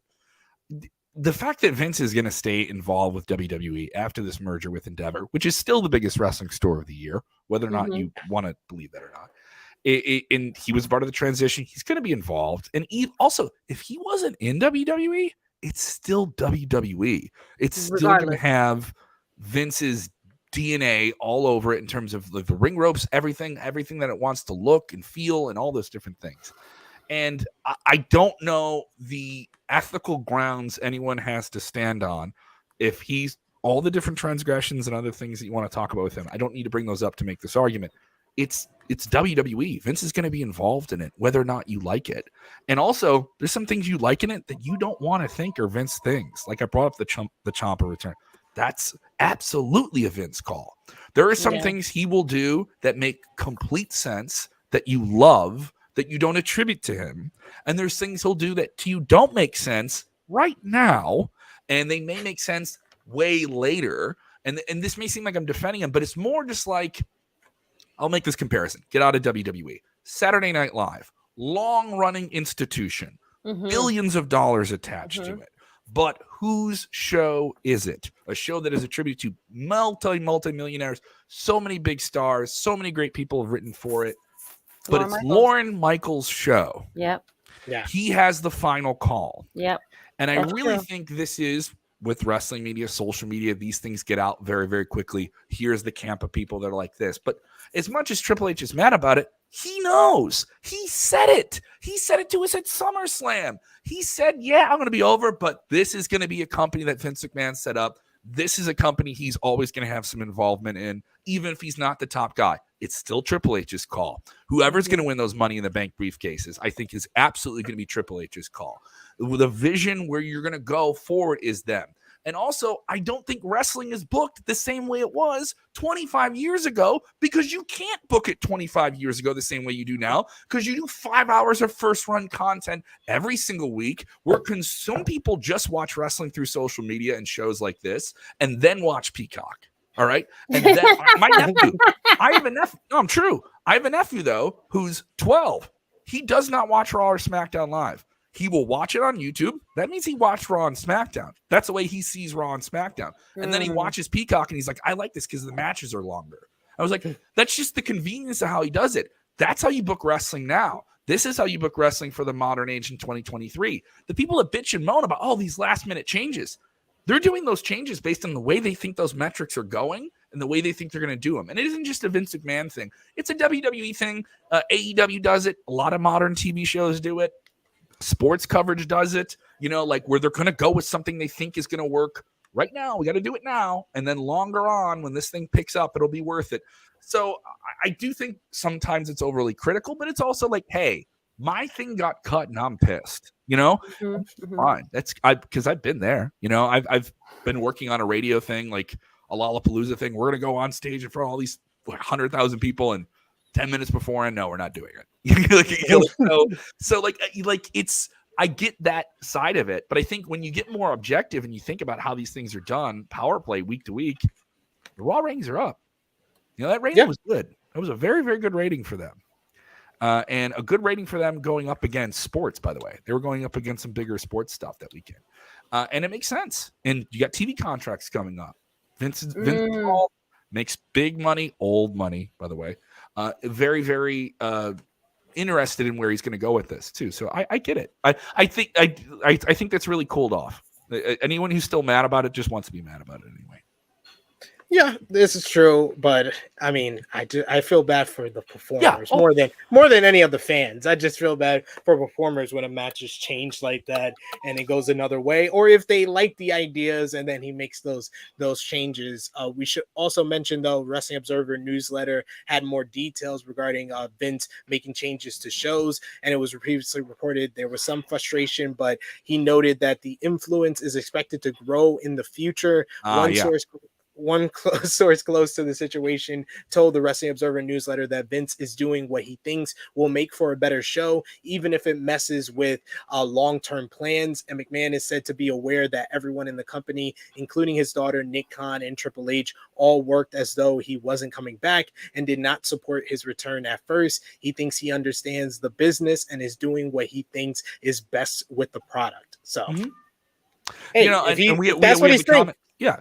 It's right.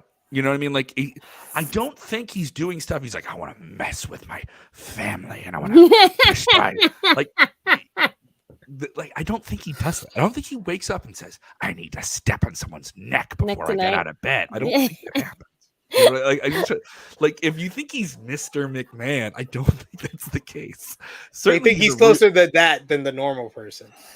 You know what I mean? Like, for the most part. Also, he's a 78-year-old man. I don't think he's the guy he was 20 or 30 years ago that you saw playing a character on television. So, and also it's the merger. You know, the merger is going to change things anyway. I don't know how much it will. I mean, we saw what Endeavor did with UFC. It didn't change UFC a whole lot.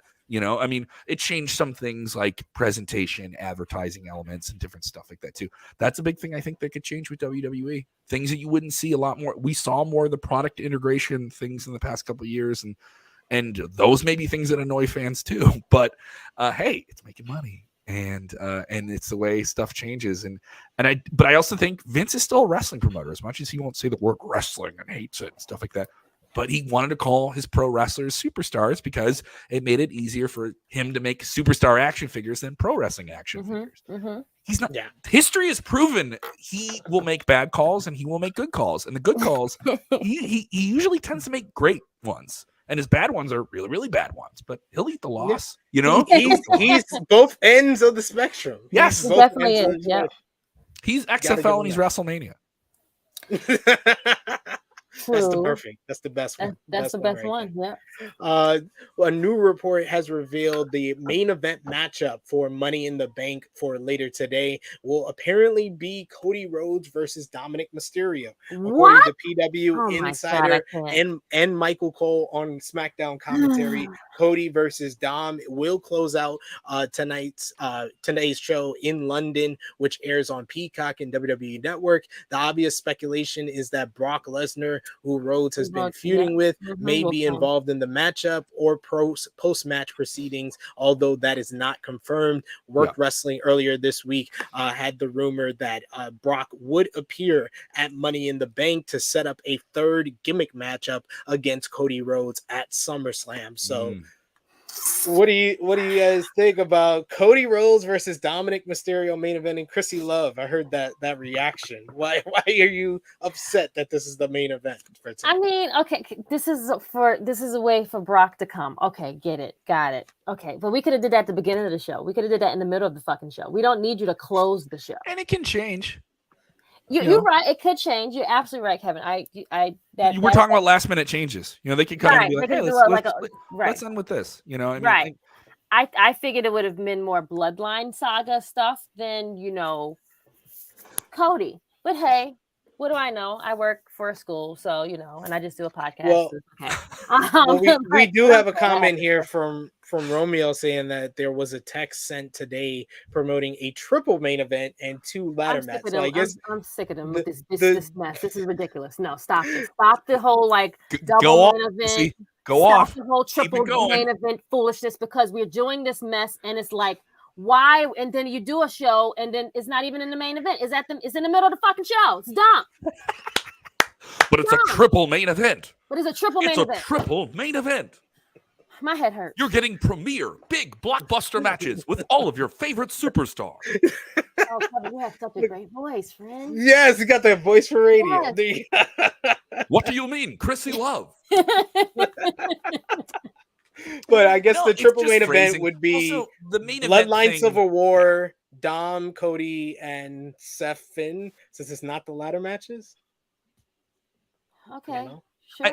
I mean, I get it. People are like, hardcore fans, I hate Brock, but to the casual people that just watch the show, he's still he's still a pop. Like he was a pop when he lost to Cody, and they gave him like a whole standing ovation. So I mean, I get all of that, but story-wise, also, it's not like when that music hits, like the crowd ain't gonna go ape. You know what I mean?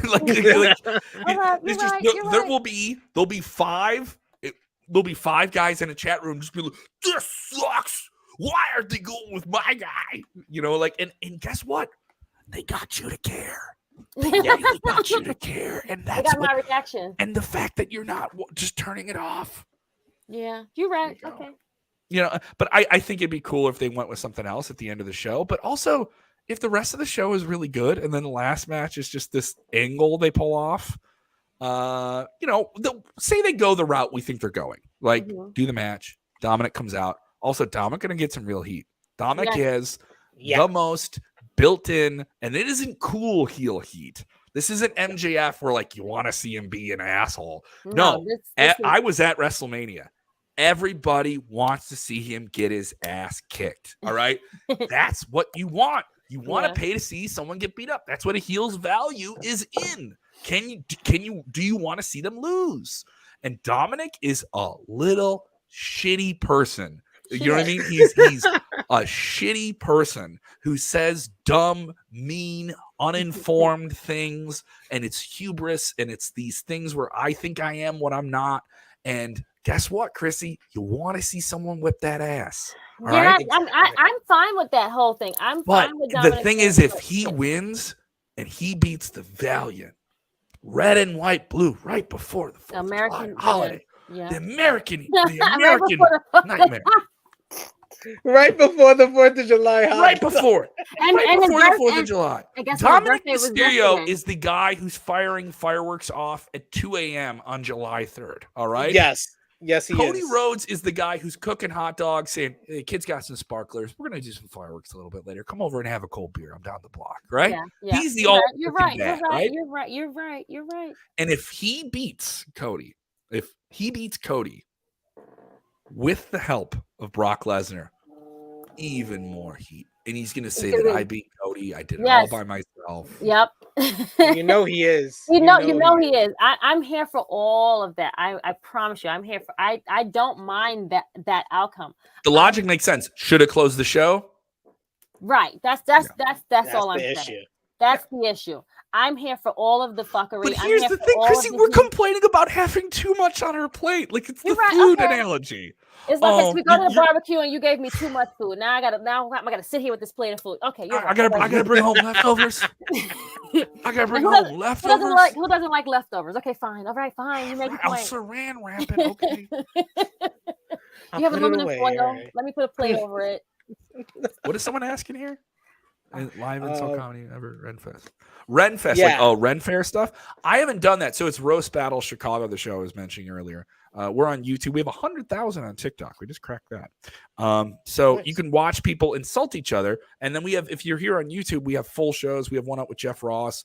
On our Patreon we just launched, we have one up with Bobby Kelly. So it's just comics insulting each other. I've also been insulted and lost on the show. Like heavily lost on the show, which if you don't like me, you can see me lose. See, you can root against me. There you go. That's a clarification. Best of both worlds right there. Yeah. But yes, we got a super chat donation from Dan. It says Kev Kellum, live insult comedy ever Renfest. So thank you, Dan. We appreciate the support and that question. Thank you for that, brother. We also got in the chat here, Negro Buck says, I'm all here for all that with Dom. I just don't think it should be the main event. But this is a huge opportunity for him. Yeah. For him, yes, no. Like we didn't like what we were saying when he was with his dad, like this was going to be like the stuff that he needed. And look what he has done since leaving his dad, being with the Judgment Day. Like he's getting so much heat beyond like the stuff that he did with his dad. Like this is stuff that, and he's so young. Like my God, like for you to be doing this now, and you grew up in this business, it just speaks volumes. So I interviewed Ray, I want to say 5 or 6 years ago. It was right when he came back to WWE. He had another injury and he was on the shelf. And they had sort of like done, I think maybe the one angle they did with him and Brock, and Dominic got involved. And then they started to bring Dominic in. And you knew at some point they were going to bring Dominic in because they started showing him on TV more. And you're like, oh, they're really making him a character. And when I interviewed him, I asked him like, hey, you're on this injury. You're going to come back. You're at a certain age. You've alluded to it even in the conversation. Can I ask you, what is the next thing in your career? And this is like 5 years ago, pre-pandemic, so that changes things too. But I was like, what is it? And he literally said, the entire purpose of the rest of my career is to set my son up to carry our legacy. And it was very, very clear about it. And I emphasized more. I was like, what do you want on it? He said, I want a WrestleMania match. I want to have a special moment with my son at the biggest show of the year. And then I got to see it live. And that crowd ate that match up. That was well done. That was effectively built to for a long, long time. And you cannot deny family issues playing out in pro wrestling. It's undeniable true. After the WWE success. They're doing it with the Anawahis. You know, they're doing it with the Samoans. You know what I mean? Like it makes a ton of sense. We like family drama. Absolutely. It's a sickness that we all like. Brew the tea and throw it on the floor. You know what I mean? Let's go, dude. Like it makes a lot of sense. It's easy to sink your teeth into. It's easy for someone. It's easy. This is how I know it's good for wrestling fans. Someone comes over to watch Money in the Bank with you today, and you literally say, those guys are brothers. They're brothers with their cousin, and their cousin is the top guy, and he's splitting this down, and then it's done. 30 seconds, but then you have all the weight for it. It's easy. And with Dominic, inverted. He's the inversion of Rey Mysterio. He's not virtuous. He's mean. He has a girlfriend who tells him what to do, who's a bad influence. You know what I mean? Like, so all these different things. So I get it, but I also agree. It's, you know, I like good characters. Yeah. Dominic's a good character. Yeah, and also great promo. How much he's really turned the corner in terms of what he wants to do. If they let him talk. If they let him talk. Also, this is another thing. This is another thing that I see in wrestling. And I don't know if you guys have ever done indie stuff. And Sid, you've been around like indie wrestling when you see it and you're up close with it. You'll see them take the pause. And the pause is the real clever thing that you don't really notice when you're on television. I don't think you see it as much. But when you get the audience to ride a reaction in, Dominic and WWE's figured out production-wise, they're always shooting wide when he starts a promo. They never shoot close because they're going to let the crowd start to really turn on him.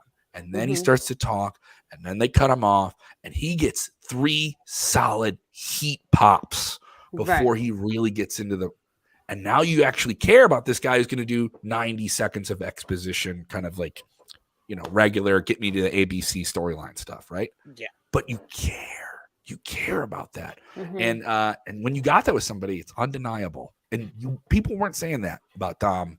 Yeah, he's cool. He's Ray's son, right? That's great development. That's great in the performer and great on WWE for producing it.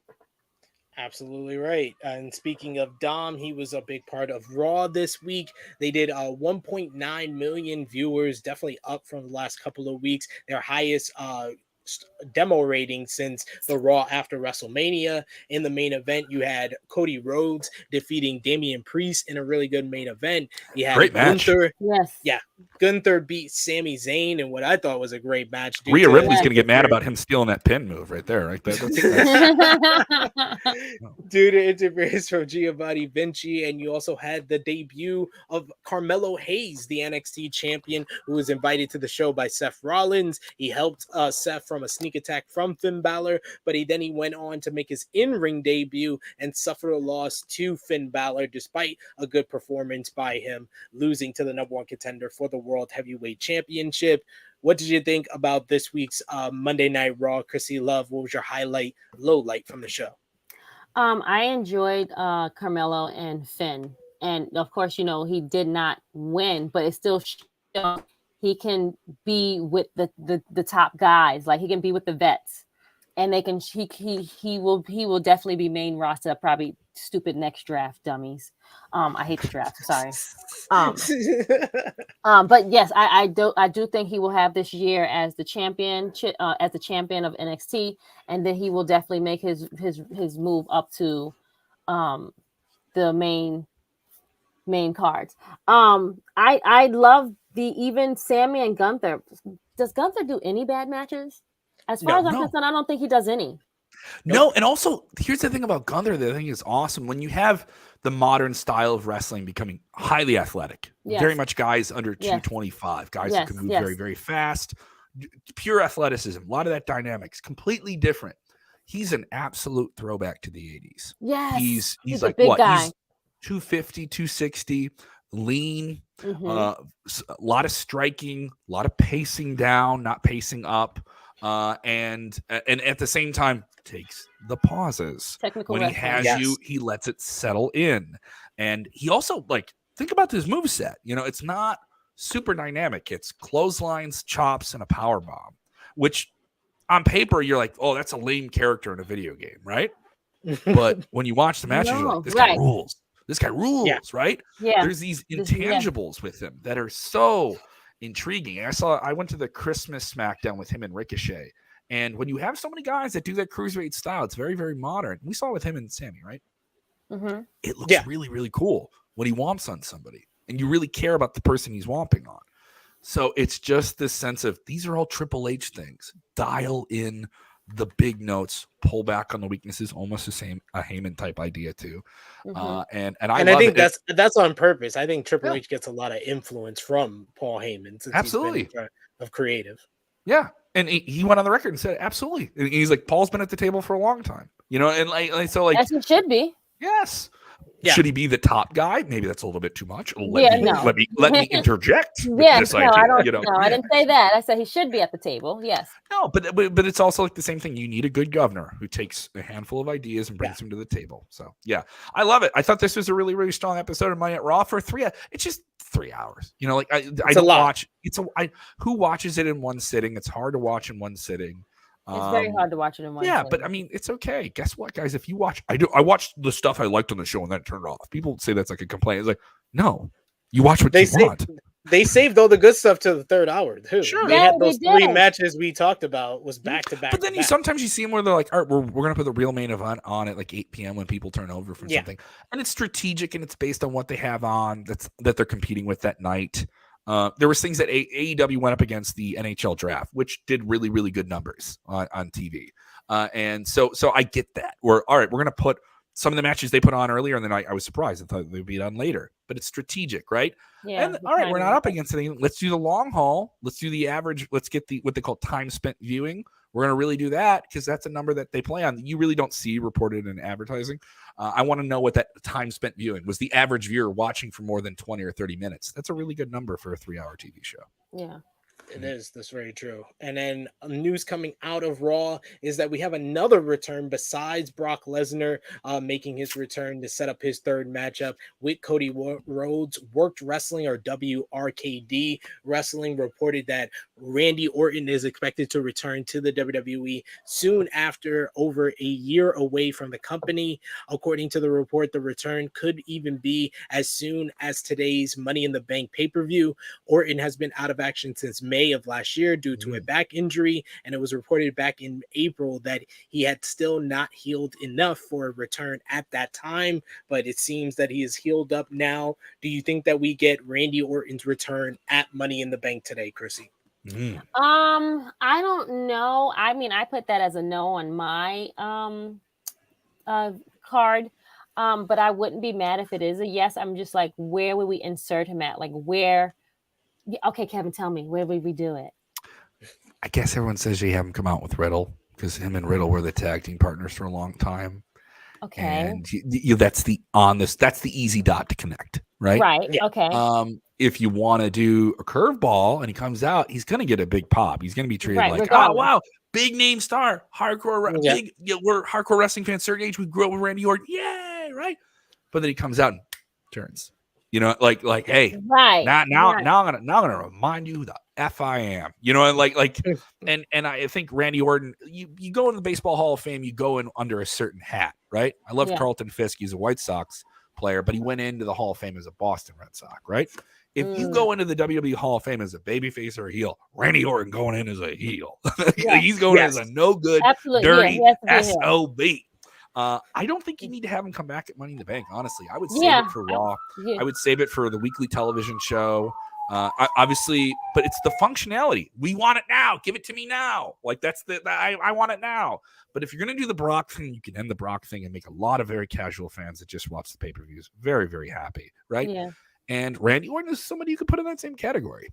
But you're not going to get all of them. I don't think you're going to get. And people talk about the Drew McIntyre one. We don't even need to get into it, right? You can't do 3 of those big ones on a show where you're also going to have Money in the Bank winners. It's too much because some things will cancel each other out in terms of your perception and conversation. Yep. I would actually just hold it off till Raw or SmackDown or wherever you want to do it. Yep. Yeah, that makes sense. Make it meaningful. Like make it like a reason, like for him to be back and like have him gonna cut a good promo or whatever. Like make him open a show, maybe. Who knows? Like I would not have it for tonight though. And if they do, it's not like we're gonna. It's like it's not something to complain about that much, right? Well, yes, that's what I mean. But yes, for sure. We're getting too much on our plate. I'm bringing home some leftovers. It's not too much. We'll take some home a little bit. Yeah. And you also had this week from WWE NxT Gold Rush Week 2. The show did 622,000 viewers. It featured you had Tiffany Stratton defeating Thea Hale as Thea Hale came up short against the NXT Women's Champion in a solid opener. You had the Dyad and Joe Gacy had a meeting which led to the Creeds challenging them, and Joe Gacy accepting but making a loser leaves NXT match with the Dyad versus the Creeds. Loser goes to the main roster. Exactly. Gallus beat Malik Blade and Idris Anove to retain the NXT Tag Team Championships due to interference from Stax, who was revealed as the man responsible for the Don Tony D'Angelo being in jail. And you had the main event with Carmelo Hayes defeating Baron Corbin in a surprisingly extremely good main event to retain the NXT Championship. Probably Corbin's best matchup in a few years. Kev, what do you think about? Wolf is back. Yes, that was great. The Lone Wolf entrance as well. What do you think about Baron Corbin's stint here on NXT? He is a guy who's going to have a long career in WWE. He's already had a long career in WWE because of versatility. He can do a lot of written roles in television. He can wear a mustard stain on a dirty T-shirt, grow his hair out as a bald man. You don't want to grow your hair out, right?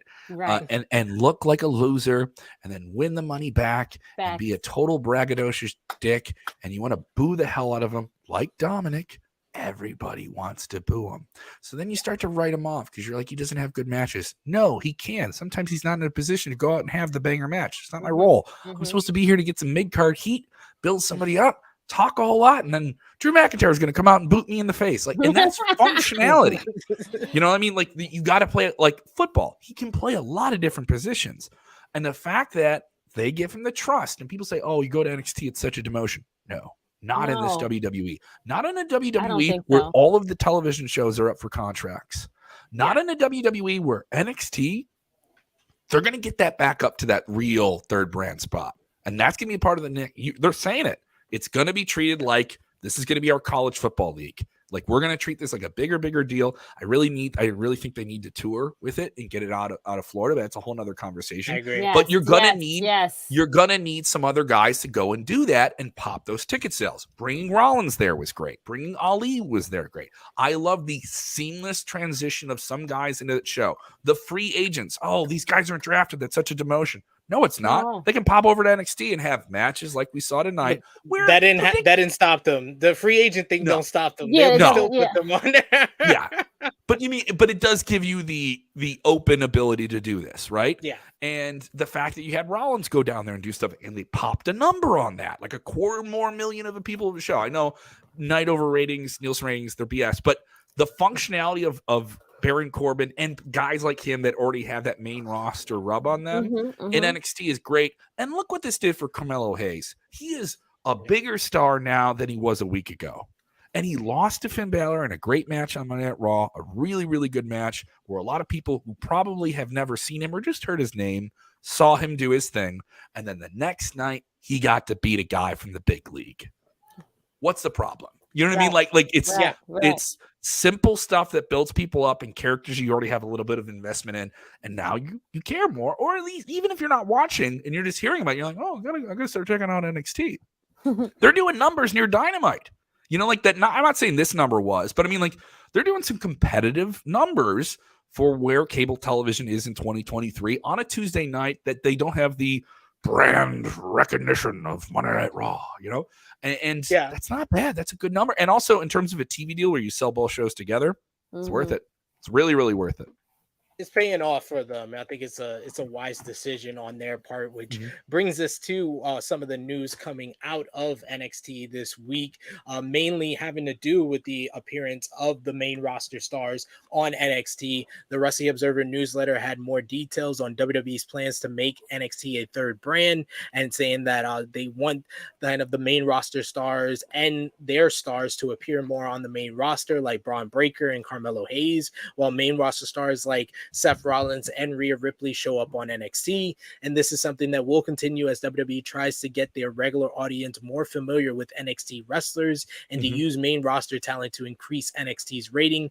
They also want to make NXT more unpredictable, as fans will never know who will appear on Tuesday's show. And this also allows the company to use the main roster talent they aren't otherwise doing anything with. And WWE was said to be encouraged by last week's ratings, and they're going to do more integration in this way. So why not?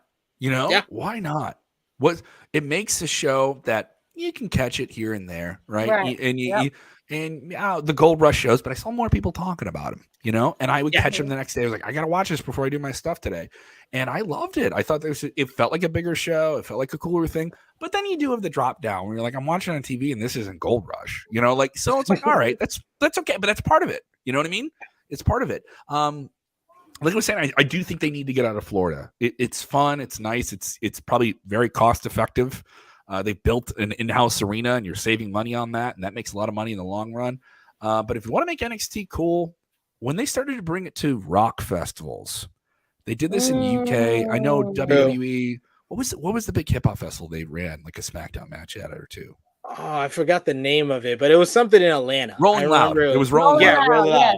So they did, and you know, people are like, it's a simple match. What is this? I was talking to a lot of mainstream people and media. They're like, that's cool. And I was talking to people that, like, I know from the music industry, they're like, if I'm one of the major, I'm talking Coachella, Lala, major events, like, you should bring NXT to, where's the College Rose Bowl? We're going to be in the afternoon. You know, we're going to be right next door. We're going to tape NXT. Yeah, but you need to talk to these people. You need to, you need to come on. You know what I mean? And also, it's way easier to bring NXT there than it is to bring Raw, and it's still WWE, and it's still like, I want to check this out, and then you get the curiosity, you know, of playing on people, and you're getting people curious. You know, curiosity builds anticipation. Anticipation is the greatest currency of live entertainment. You know what I mean? So, and that's it. Yeah, but I get it on the road. You know, people saying get it on the road too. Like, I love, you know, you guys know this. You ever like go into a room and you're like, I wish there was wrestling here. You like anytime you're like in like, anytime I was in like a wedding venue or something, it's like you can do wrestling here. You can get 2-3 people over there. I'm a carny. I'm a carny. Yeah, definitely. Yeah, you gotta make that money, man. You're thinking of how to make money with this place. I can help you. You're playing chess, not checkers. Yep. What's the gift? What's the gift from Parks and Recreation? Jenna Fisher. Like, money, please. Money.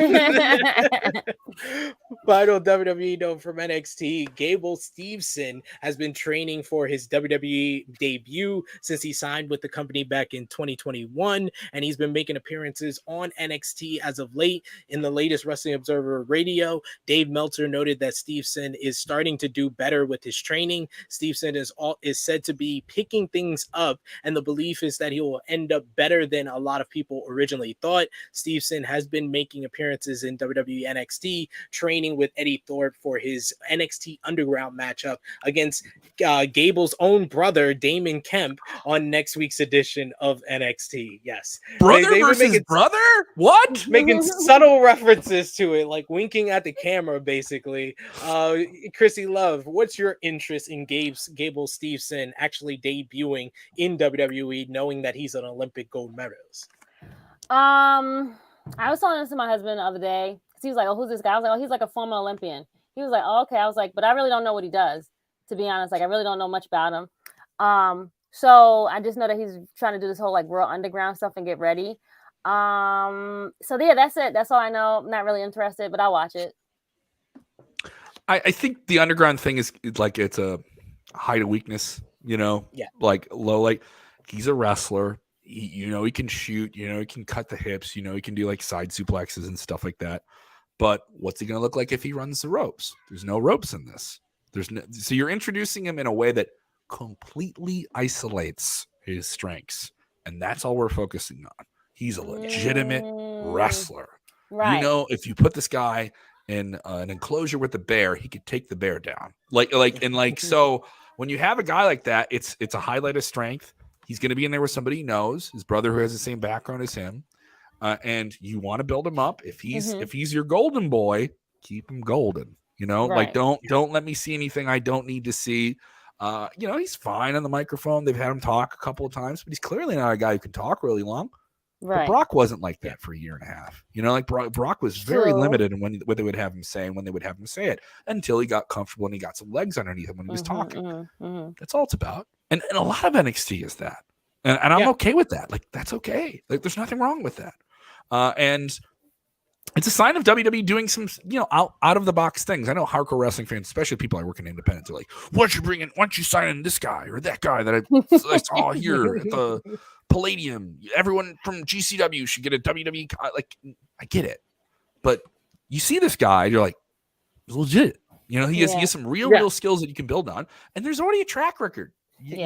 For decades they've taken people from legitimate wrestling, amateur wrestling, and made them into stars. It's already proven that you can make somebody like this from this background into a star, and that's what I think it is. He does. And also when you see him wrestle legitimately when he's done the Olympics as well, gold medalist, you can sell that very easily to people. All right, I'm going to pay, even if you don't know, all right, I'm going to watch the gold medal guy take on the WWE guy. I'll watch that. It makes sense as somebody who's just stepping in and watching it. Exactly. He has that credibility that you can't make at the factory in the performance center. So, and the people before thought that he was going to be just as good as Kurt Angle. So to know that they think now he's going to be even better than what they originally thought, then hey, I gotta see what happens here. I'm interested in what he can do in the ring. You want to see? He's a guy you don't know anything about beyond. In WWE, beyond a few things, right, where they remind you that he's there, right? Right. They did the draft where they drafted him to Raw, and even though he wasn't on there, it was annoying, right? But I but hate think the about draft. it. Don't We get me already started on know the draft, he's a please. gold medalist. He's one in terms of the sport he's in. He's one of the top guys in the world in that sport. This isn't WWE getting like a guy who was like a wrestler. They get a lot of those, right? They get a lot of NCAA wrestlers. This is the top wrestler in the world. You're getting a guy who's coming in from the Olympics as the number one in his sport. You know, this is them getting Mayweather after he won the world title. You know, this is a legitimate athlete background. As WWE continues to want to chase the casual viewer, that means something. And it means something to bands and brands and different people you want to work with. It makes a lot of sense. Kurt Angle, Brock Lesnar, the Briscoes, you know, you could just go on and on and on. Like I said, I'm a broken record at this point. You know, I mean, no, you're spitting facts here, and we thank you as always, Kev, for joining us here. Appreciate you. I ramble. I'm sorry. No. You're good. You're good. We like anybody who could talk. Don't worry. We'll never hold talking against you on a podcast like this. Don't worry. My girlfriend will be like, "Are you going to talk all day? Are we just going to watch the show?" There was some movie we were watching the other day, and I would pause it. I'd be like, "They're doing this, and this is why they're doing this." She's like, "Are we going to watch the show, or am I doing DVD commentary?" Oh, we're gonna talk about it. Actually, we got Negro Buck. Sometimes I do that. Or I have to pause the show so he can finish talking, so I can hear what they're saying. What show do you do that with your husband, Krssi? What's your couple show?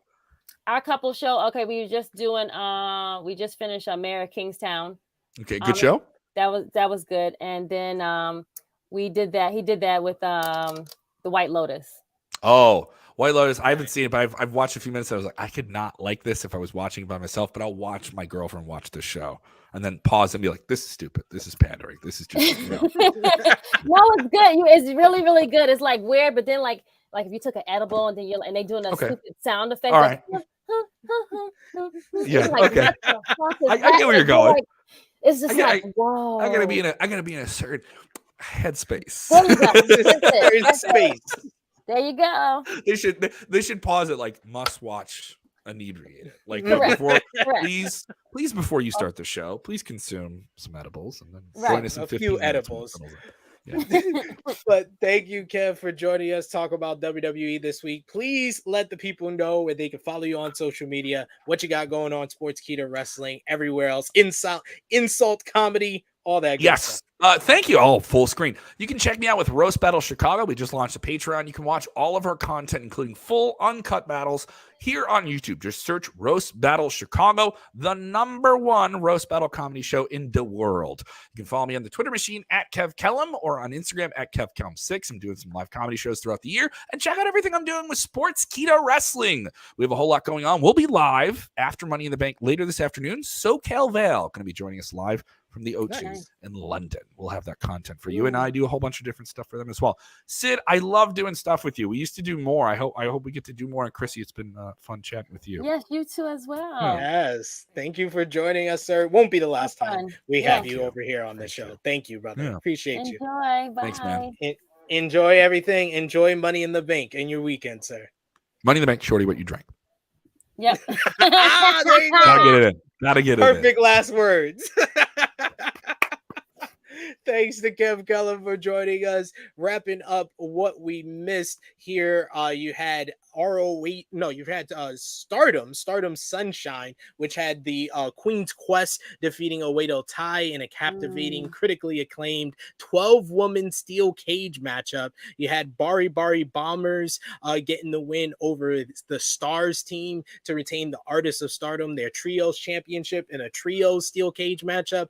After the match, though, we had Julia, who made the challenge to Willow Nightingale for Independence Day for New Japan Pro Wrestling. Me and Jay News will preview that card coming up on Monday, so stay tuned for that on the channel. Then you had Ring of Honor TV this week. The show featured Claudio Castagnoli beating Chuck Taylor in a Proving Grounds main event. You had a lot of New Japan Pro Wrestling involvement on the show. The Embassy defeating Los Ingobernables de Japón to retain the ROH 6-man tag team titles. You had El Desperado beat Willie Mack in a hell of a sprint. You had Christopher Daniels, Action Andrade, and Darius Martin beating United Empire in trios action. And you also had the Lucha Bros, Commander, and Elio Del Vikingo won a super fun 8-man tag to in front of that hot crowd in Chicago. Impact Wrestling had a couple of shows this week. We had Impact on Access TV, which had Nick Aldis explaining his actions from 2 weeks ago when he turned heel on Alex Shelley. This led to a brawl between the Motor City Machine Guns and Nick Aldis and Leo Rush, who made his debut, staking his claim for the X Division Championship. And Zachary Wentz made his return by attacking Chris Sabin in an X Division Championship matchup against Wes Rascal's partner Trey Miguel. And then they had the Impact Down Under shows.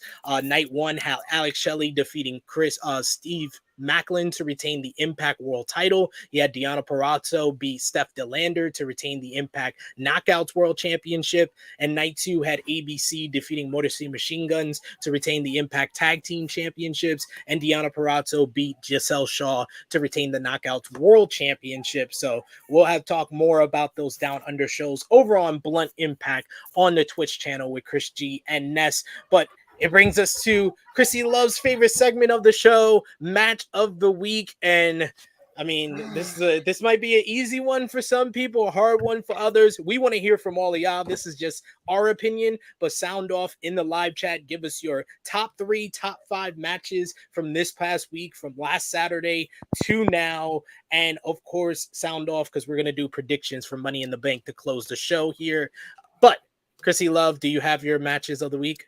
Honorable mention, the Blackpool Combat and the Elite. I thought that was a good one. It's not in my top, but because there was other matches I feel like, but definitely honorable mention from them. I'm going to go 5 is going to be Finn and Carmelo, 4 Gunther, Sammy, 3 is Tony, Willow, 2 is Bryan and Okada. No, wait. Okada. Yeah. I had it right. Okay. And then, of course, of Will and Kenny, number 1. Will and Kenny, of course. We got my top 5. Well, honorable mention, I'll give it to Gunther and Sami Zayn, as well as I'll say Carmelo and Baron Corbin from NXT. Definitely. That was really good. Yes, they were really good. I think again, Corbin is another one. He reminds me of what's the guy name? He's a comedian now, also too. I can't remember his name. It doesn't matter. I can figure it out. He just knows how to play his role. Just what I'm saying. He just knows how to come in, do what he needs to do. He'll make lemon into lemonade, and he still will, wrestle. So Corbin, I'll give him credit because I was very surprised by that performance on NXT Gold Rush, and he's gotten even the promo that they did the week before was really good between them. So. Yeah, got to give Corbin some love and some credit with the honorable mention. Number 5 for me this week, I go back to Collision last week, the CMFT Ricky versus Bullet Club Gold. Yes. That multi-man matchup is probably my favorite from Collision so far. Honorable mention. Number 4, I'm gonna go with the Elite, Tomohiro Ishii and Eddie Kingston versus Blackpool Combat Club, Konosuke Takeshita and Shota Umino. Number 3, I'm going to go with Bryan versus Okada from Forbidden Door. Mm-hmm. Number 2, I'm going to go with Stardom Sunshine, the Queen's Quest versus Oedo Tai, 12-woman steel cage match, because that was probably some of the best storytelling I saw in all of wrestling this year. Definitely go out of your way to see that one. And number 1, no question, Will Ospreay, Kenny Omega. I said it on the review show. I've said it a couple times this week. Top 4 match I've ever seen in my life. Top 4. In the top 4 right there. In the top 4, not even 5, but 4. Okay. Top 4. Top 3. I have it at number 3. So But I've only rated 4 matches 6 stars, and that was Dolph Ziggler. That's what I meant to say. Dolph Ziggler. He's like Dolph. Who? Baron Corbin. Oh well, yeah. That's why they're both free agents, because they can go anywhere. We got a Negro Buck who says honorable mentions: Gunther versus Sammy, Sanada versus Jack Perry, Elite Yeah. Eddie Ishii versus BCC Hung Bucks, and versus Dark Order, Dragon Lee versus Nathan Frazier, Finn Balor versus Carmelo Hayes. Damn, he had a bunch of honorable mentions. Right. And this is his actual list. He says is number right. 5, Moxley versus Ishii. Number 4, Brody that's my King mom. Okay. versus Andrade. That Number was really 3, good. Yeah. CMFDR and Ricky versus Bang Bang Gang. Number 2, Dragon Okada. Number 1, Ospreay and Omega. Love it. Okay. We got Big Man Dogs who says number 5, Carmelo versus Corbin. Number 4, Gunther versus Sammy. Number 3, Collision main event. Number 2, Bryan versus Okada. Number 1, Ospreay versus Omega. So bunch of love for Ospreay and Omega this week. But we got Romeo with a suggestion. He says that we should start doing MVP and LVP for the week. Okay, we can start next week. I'll do it this week. MVP for this week, Bryan Danielson. He broke his arm and still gave us a great main event. Put some respect on Bryan Danielson's name. And LVP for this week, yeah, it's got to be Jungle Boy Jack Perry. I agree with Romeo for that one. Okay, yeah, I can agree. He turned heel, and his promo did not go over well. What did you think about Jungle Boy's promo on Dynamite? Hated it. Sorry. Even though he was wearing the Dylan McKay leather jacket? He had his dad's jacket on. He had glasses and everything. It's just still like certain people just can't do heel work yet. Like he's still like fresh. Like he's still like let him get the whole baby face part first, and then we can maybe like move into like being a heel. Got to start small, I guess. I mean, to each its own. Right. But let's do final predictions here. Like I said, we're going to do Independence Day for New Japan Pro Wrestling, me and Jay News on Monday. So I'll save that for then. We have Stardom Midsummer Champions is tomorrow morning. They have a huge card with Hazuki teaming up with Saida Aida and Sakura Aya to verse Suzu Suzuki and Mei Sura and Hanako. You have Queen's Quest versus Stars in an 8-woman tag. You got Donald Del Mundo versus Oedo Tai in an 8-woman tag. Got a passion injection match of Nene Takahashi versus Starlight Kid. And then you have a strap match. It's going to be former tag team partners Natsupoi versus Sari Onoi. And you have Goddess of Stardom Championships on the line. Rhodes Gold versus God's Eye. High-speed title Psyche Kamashimi versus Fyukin Death. And then you got in the main event for the Wonder of Stardom Championship, Tam Nakano versus Mirai. I'm going to go with Mirai for the new champion. Who do you think wins this main event? Okay, wait. First of all, who is who? Tam Nakano is the one on the left with the pink hair, the champion. Okay. And the one on the right is Mirai. Mirai won the Cinderella tournament to get the opportunity. Cinderella tournament. Oh, Cinderella. I'm like, Swinderella. Like, who are we swindling? Like, what's happening? Okay, so who you picked the girl in the black? Yes, I'm picking the girl in the black. So you give it a new champion, basically. Yes, because Tam Nakano has both the Wonder of Stardom Championship and the World of Stardom Championship. Right? Oh, so she'll be like a triple champion, basically. No, she's already the champion. She's defending one of her titles, so I think she's going to lose it. That's what I'm saying. Got you. Okay. I'll go with you on this one. See, smart woman there. It's what everybody should do. Just go with what I say. WWE Money in the Bank is starting at 3 p.m. Eastern time. So let's do the rapid fire predictions for this card here, as you're going to have what they say is the main event, Krssi Luv. Cody Rhodes and Dominic Mysterio going one-on-one. It was Dom who's basically been getting in Cody's face as of late, saying that he's a deadbeat dad. He's been attacking him from behind, having Rhea Ripley talk for him. Who do you think wins, Cody or Dom? Dom. I think you're right. I'm going to go with Dom Mysterio to get the win, thanks to Brock Lesnar, though. Thanks to Brock. We got this one for the Intercontinental Championship is going to be Gunther defending against Matt Riddle. Riddle's been a thorn in the side of Imperium since Imperium came over to Monday Night Raw. We finally get Gunther and Riddle, who have put on bangers in progress, but first time facing in WWE. Who do you got? I'm going Gunther for sure. We got for the WWE Women's Tag Team Championships going to be Ronda Rousey and Shayna Baszler defending against Liv Morgan and Raquel Rodriguez. Rodriguez and Morgan were the former champions before having to relinquish after Liv got injured. It was Shayna and Ronda who won the vacant titles and then unified them with the NXT Women's Tag Team title. So who gets the win in this one, Krssi? Shayna and Ronda.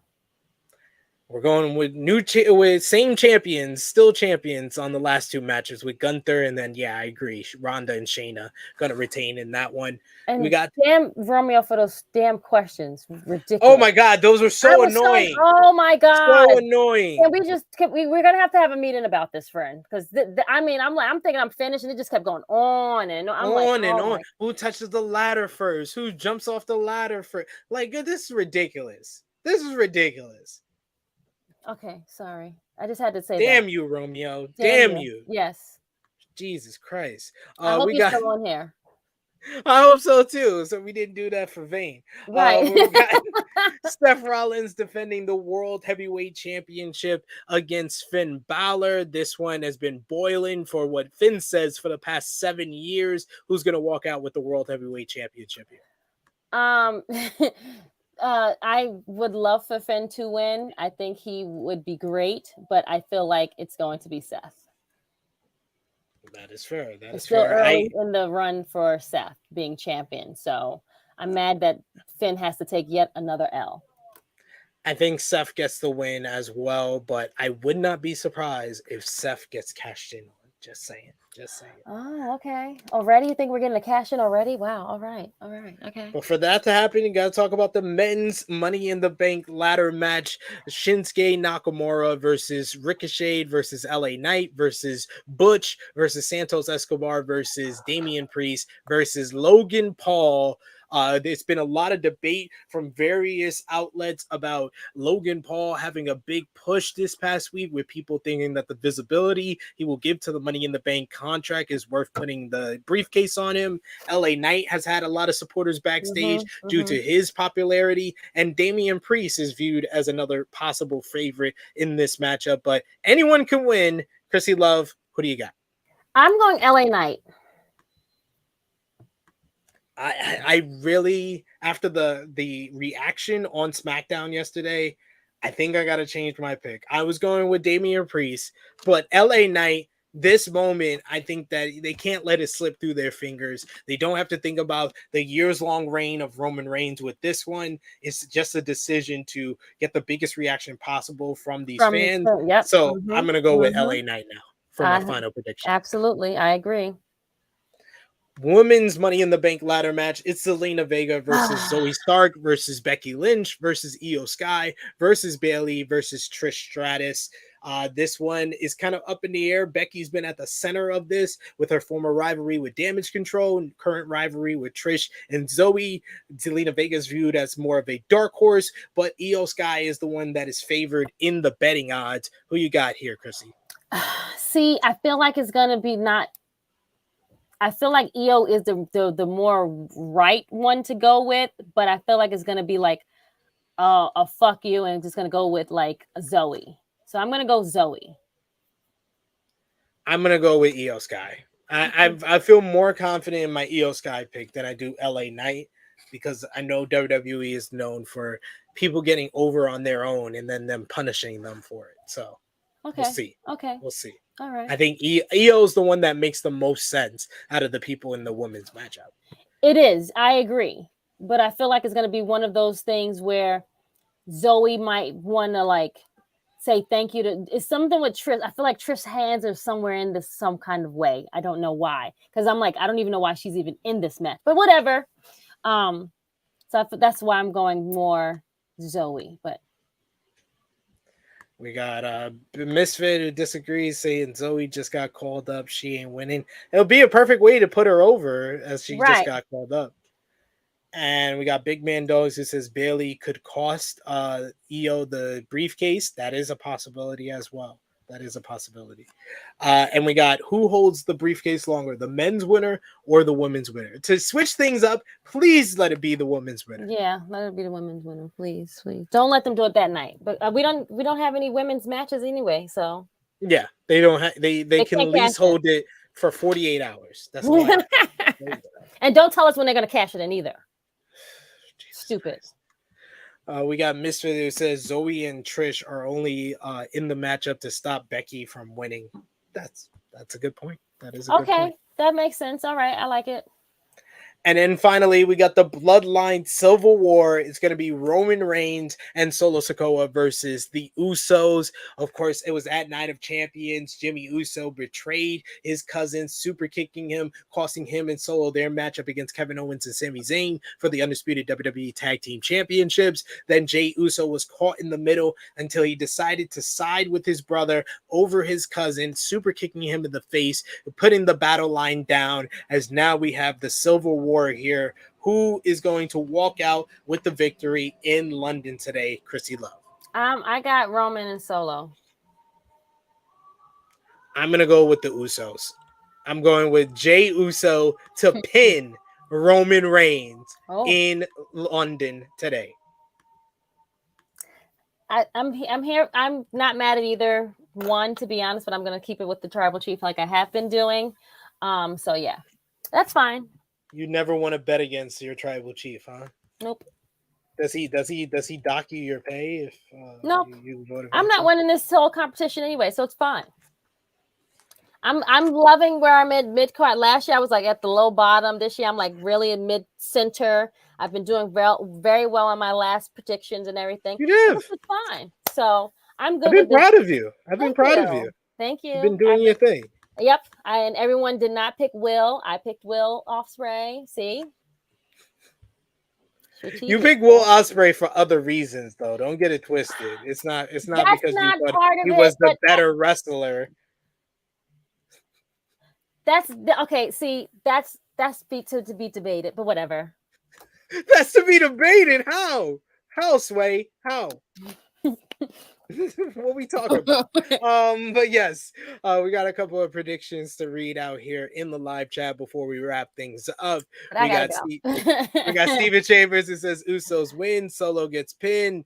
We also got Negro Buck who says could literally go either way, but I'm rocking with the Usos. But yes, that brings us to a close on another edition of Tru Heel Heat. Miss Krssi Luv, please let the people know where they can follow you on social media. What you got going on, sis? Check out our latest episode of Dark Side of the Ring, which was yesterday. We recorded our episode of JYD, so please go and watch that, put a thumbs up and like that. We'll be back in another, and Doink the Clown, which was dropped on Wednesday, so please watch those episodes with myself and SP. Other than that, I will not be on today's watch along. I'm so sorry. I have to go to Westchester, unfortunately, so I'll be trying to see what you guys are saying, and the other guys will keep me updated on who's winning. I will watch it when I come back home. Other than that, follow me on IG, Twitter, and Facebook. It's Krssi Luv _1, Tru Heel Krssi Luv, and it's just my plain old name. Serving Face of Hill should be back next week, I believe. And yeah, that's it. And our flagship show every Saturday, 11:05 a.m. is Tru Heel Heat. Yes, indeed. You can see me and Krssi Luv here talking the weekend wrestling every Saturday at 11:05 a.m. Eastern Time. And you can follow me on the Twitter machine at Tru Heel SP3. Follow the gang, Facebook, Twitter, Instagram at Tru Heel Heat. And check out all the great content we got on the channel. Like Krssi said, the Dark Side of the Ring reviews. Check out me and Jimmy Macaram with AE Ramble number 100 from this past Thursday. Congrats, guys. Thank you. Talking about AEW Dynamite from this past week. I'll be back live tomorrow for our Money in the Bank review, but we will be dropping an episode of Collision reviewing tonight's AEW Collision as well. But I'll be back here tomorrow at 11:05 a.m. Eastern Time to review Money in the Bank and check out our Money in the Bank preview before the start of today's show. But for Miss Krssi Luv, it is me, your Tru Heel Phenom SP3. This has been Tru Heel Heat 231, Forbidden Money in the Bank Door. We are signing off.